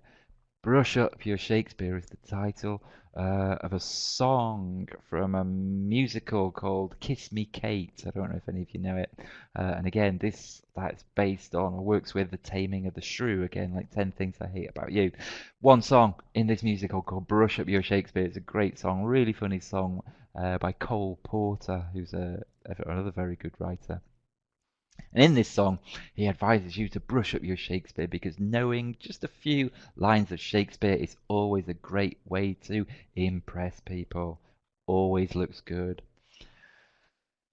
So let's get teens to brush up their Shakespeare, learn a couple of lines. Here's one way I've done it. First, I'd like you to just look at the pictures on the right-hand side of the screen there. These are pictures that I found that Macmillan kindly supplied me with, but they could be pictures of anywhere. We've got 5 people here. I'm going to talk you through these 5 people. In the top left, you can see there's a young woman. Let me tell you who this young woman is. This young woman is a very intelligent, a very clever woman. And this young woman is just become, or is training to be, maybe she's just become a lawyer. She's very intelligent, very sharp, very clever young woman, and she's a lawyer. So imagine what kind of things do you think a very clever, very intelligent, very determined young woman lawyer might say. And you can elicit this from the class. On her right, there's another young woman. This young woman's slightly different. This young woman is very, very beautiful. But she's also very innocent and very naive. She doesn't know much about the world. But she's very happy, very positive, very sweet. And then one day, this young woman, who's always very happy, very positive, very sweet, but a bit naive and a bit innocent, goes to, where does she go? Let's imagine she goes out to a big party and she meets lots of people she hasn't met before. How do you think she feels? What kind of things does she say? In the middle, we've got a man. I think this man's a bit older. This man is very serious. This man is, or this man certainly wants to be, a politician. This man wants to be the leader. He wants to be the man in charge. What kind of a man do you think he is? And what kind of things does he say? Bottom left, here we've got a younger man. Now then, let's imagine who this younger man is. This younger man is a bit of a dude. He's a bit cool. He's a bit of the guy who likes himself. He's the guy who walks into your class, sits at the back, and is still wearing his sunglasses. This guy is the guy who thinks he's great. What kind of things do you think this young man thinks? What kind of things does this young man say? In the bottom right is our last character. This young man, he's quite the opposite. This young man, again, he's a teen, maybe he's in his late teens. He's very, very intelligent, but he's also one of those people who's always very, very worried. He's very anxious. He always worries, he thinks about things a lot, very thoughtful, very clever. Perhaps he's very quiet and a bit shy. What kind of person is this young man? Is there a person similar to this in your class? And what kind of things would this person say? First, elicit. Get your students to imagine. You can show them pictures, these pictures, other pictures that might resemble the characters more carefully, or you can just ask students to imagine these kinds of people and what kinds of things they might say. And then once we've got our 5 people, our young, confident, intelligent female lawyer, our young, sweet, innocent, naive, pretty girl, our man, the man who wants to be a politician, our cool dude, and our troubled intellectual, you might show them some of those texts that are there on the left. And ask your students to think which one of these people would say, to be or not to be. That's the question. Which person do you think would say, friends, Romans, countrymen, lend me your ears? Which kind of person do you think would say, oh, brave new world that has such people in it? Which person do you think would say, the quality of mercy is not strained, it droppeth as the gentle rain from heaven? Which kind of person, or which of our people do you think would say, if music be the food of love, play on?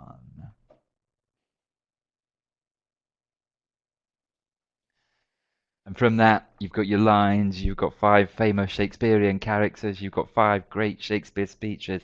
Get your students to get the first couple of lines of those and brush up their Shakespeare, and they can use those lines in so many different contexts in the future. Shakespeare's language, it's been said before, as we know, pervades modern English, even though this stuff was written 400 years ago, still goes through so many of our everyday vocab, as well as these rich idioms that he has. Okay, let's go quickly. I think I've got one more little activity. This one I call back translation. It's called back translation. Now then, lots of arguments about the role of translation and the use of L1 in class, whether you should, whether you shouldn't. I'm quite happy to work with the student's first language as in an attempt to learn English, to help them develop their English, comparing, contrasting. This activity works with monolingual classes, which I'm guessing most of you have. Now then, okay, somebody spotted this already. But let me talk you through this. For this activity, you take a text of Shakespeare's. It can be possibly with your class who probably won't be familiar with a lot of this language. I'd use one of the great speeches, "You're to be or not to be," "Our revels now have ended," or one of these. And then you find the translation. Don't worry about the original. You find a translation of this in your language. Okay? So your native tongue and the native language of your students. You need about 10, 12, 14 lines of text, depending on how big your class is. Now then what I do is I chop it into lines. So put students in pairs or threes or even groups of 4, and I give the students 1 line each to each group of students. Okay? This is in their own language, remember. So if I was working with a group of French-speaking students, I would give 1 pair of students to comparer a un jour d'été. If I was working with the Italians, I give them posso paragonarti a un giorno d'estate, and so on. Okay, so each pair or a small group of students gets 1 line. They, fingers crossed, almost certainly don't know what this is, and you don't tell them. You just give them the text and you say, okay, can you translate this into English? Each pair or small group of students translate just 1 line, so it's not much, it's not too much, it's not a great big job. They have to translate this 1 line into English. And they will come out with, in the case of this example here, can I like you to a day of summer? Depends on their level. They'll come out with something, okay? Then you get the first pair and you ask them to write what they have come up with, write their translation at the top of the board. Then you get the second pair and they'll write the second line underneath it. Next pair or group, they will write the third line underneath it until they've come out with the whole text of 10, 12, 14 lines. And they will come out with something interesting, something good, something which may, to a certain degree, or may not, be similar to this, which you then show the students. And then you can tell the students, well done, you have just rewritten one of Shakespeare's sonnets, or a great speech from Shakespeare. They can then compare what they've come up with, their translation, with the original. It's very good for looking at particular details of language, some very simple words, how simple Shakespeare's some is, as well as the very less simple and some of the old-fashioned words that Shakespeare uses, thee rather than you, which your students might have come up with, and look at that and then talk about how the language has changed over the last 400 years. It's a good way of having students get a close engagement with a short piece of the text.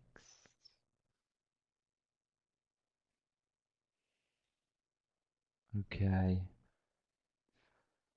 I think we're running slightly short of time, so I hope this has been useful for you. Do get in touch with us at Macmillan if you've got any more ideas, suggestions, feedback. I think we're going to be able to take some questions, but before we do, let me thank you and say our revels now have ended, and if we shadows have offended, think but this and all is mended, that you have but slumbered here while these visions did appear. Now then, I hope you weren't slumbering or sleeping during this whole webinar, but I think there's a chance to watch it again if you were. But I hope with using these more creative, stimulating imagination and engaging emotional engagements, that we did get some visions there, visions of what these plays are, visions of what these stories are, and visions on a more practical level, because that's what we're interested in, of seeing how these plays can help us to learn English. So, good night unto you all, or good afternoon, or good evening to you all. Give me your hands if we be friends. This is what Shakespeare's actors, I think this is from Puck at the end of Midsummer's Night's Dream, and he's asking for, what is he asking for? Your hands. When he wants your hands, he doesn't actually want to take your hands, he wants your hands. With the help of your good hands, gentle breath of yours, my sails must fill, or else my project fails, which was to please. So, I hope this project hasn't failed, and I hope that you are pleased. Thank you very much. Oop.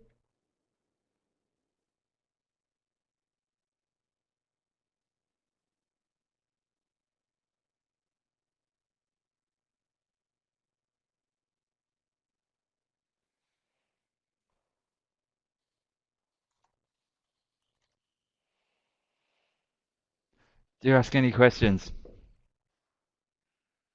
It won't be so scary anymore, says Isabella. That's good. Don't be intimidated by it. Break Shakespeare down into small bits. Concentrate on just the stories, one character, or short pieces of text.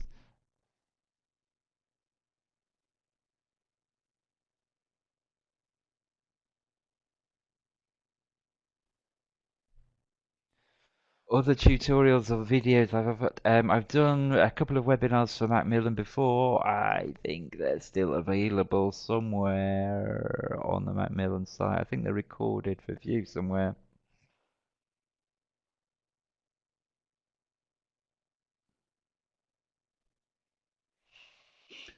Shakespeare lesson plans. Yep, they're there and in the readers. Thank you, Lucid.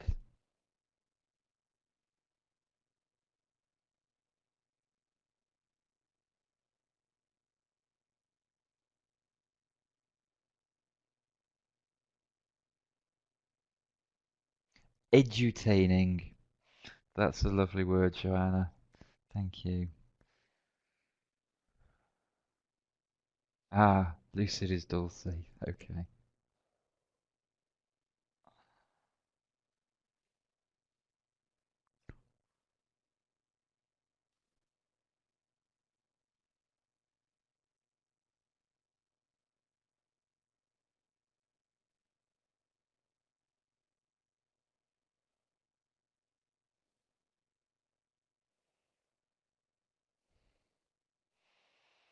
Okay.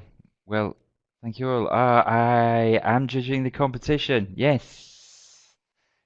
Get your stories in. I'm looking forward to. Or get your. I think I'm not. You can send stories in, but certainly get your students to send stories in as well. Looking forward to reading them all. It was very entertaining last year. So yeah, I'd love to be able to do that.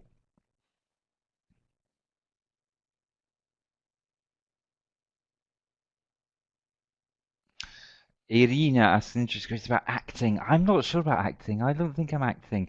The great thing about Shakespeare is if you look at the words act themselves. All you have to do is read them out carefully, read them out clearly, think who's saying them. I'm not a trained actor. I've never done any acting. Don't even like actors that much. Think of the words. Think of the words themselves. The words do the acting for you. That's the great thing about Shakespeare.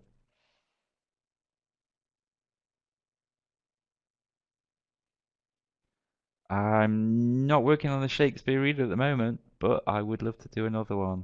So let's hope so.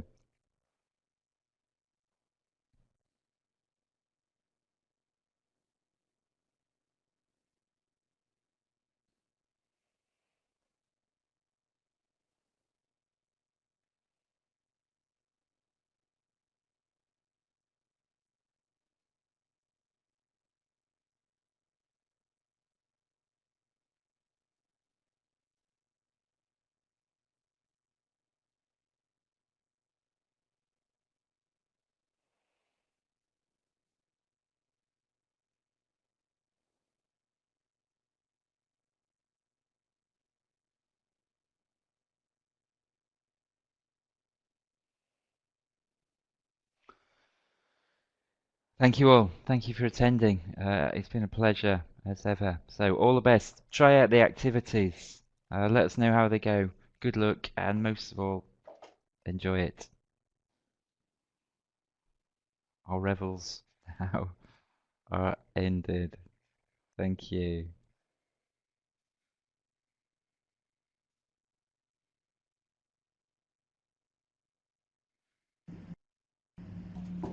Thank you, Chris.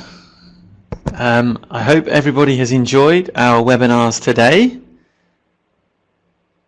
with myself and William and the supporting cast. And I hope you've taken away lots of ideas with you that you can use in your classes next week. So now there is one final act to today's performance, which I'm sure you know what I'm going to say that is. It's a C word. And it ends in an A. It's the certificates. So please stay seated and I will make them available for you to download in the large box which is filling your screen now. Just need to bear with me a few seconds while I pop them in there, and then what's going to happen is you will be able to download 3 separate certificates as a PDF, which you then need to print off and add your name and signature to. And once that's done, they are yours to keep to prove that you attended the webinar today. As well as the certificates, I'm also popping the competition poster in there too. So I would recommend downloading everything you can see in a large box now, very quickly, just by clicking on each of the individual files and pressing download and saving them to your desktop. If you are having any problems whatsoever doing that, possibly because of the device you're using, then please email us at help@macmillan.com. So what you need to do, just to clarify, is click on the title of each of the files. Okay, click on them.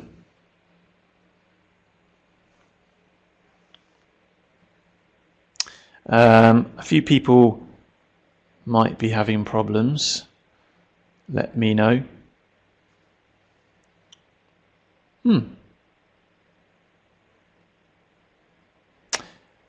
Who here is able to download?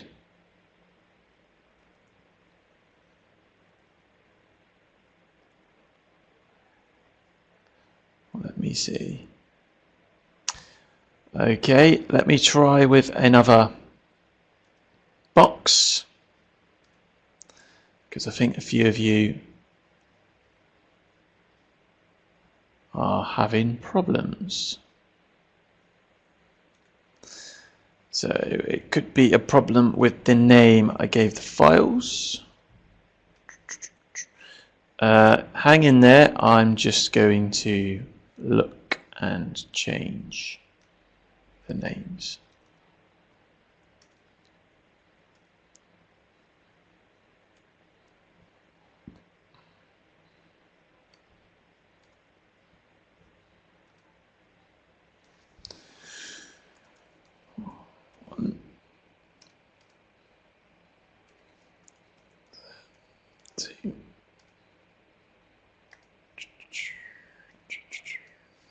So, 3.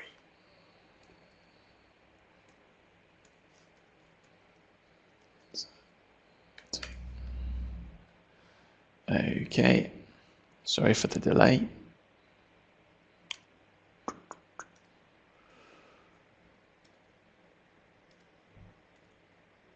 Okay, let's try now. There is a certificate in the new box that I just put up. Please can you confirm if you can download those?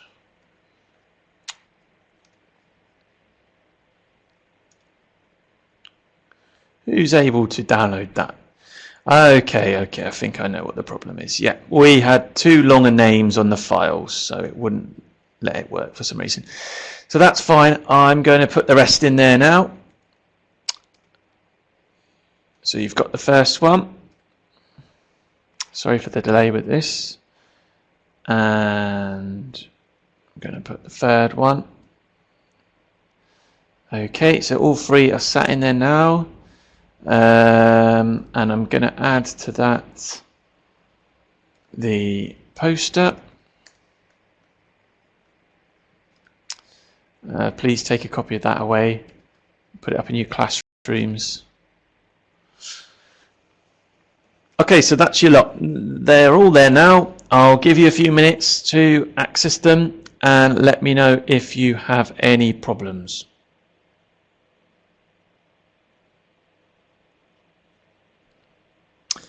For the slides, they will appear separately on our website. So look out from next week, alongside the recording of today, you'll be able to access all of the presentations that you need.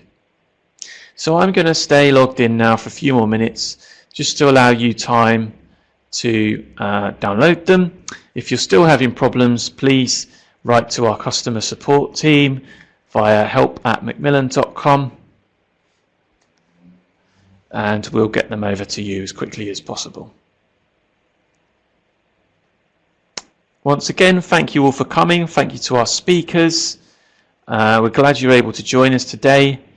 when I do close down the room in a couple of minutes after the certificates are all sorted, I am actually going to open up a link to a survey, and we'd really appreciate it if you've got time, if you could spend a few moments just filling out our survey to let us know your thoughts on today's events, as that will help us plan future events and try to improve them.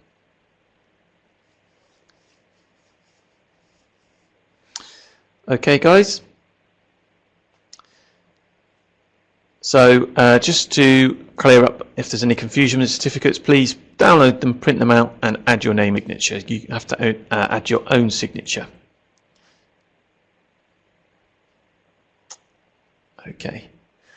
Right, so it's goodbye from me and goodbye from Will. I'm going to open up the survey now, but take care, everybody, and thanks for being here.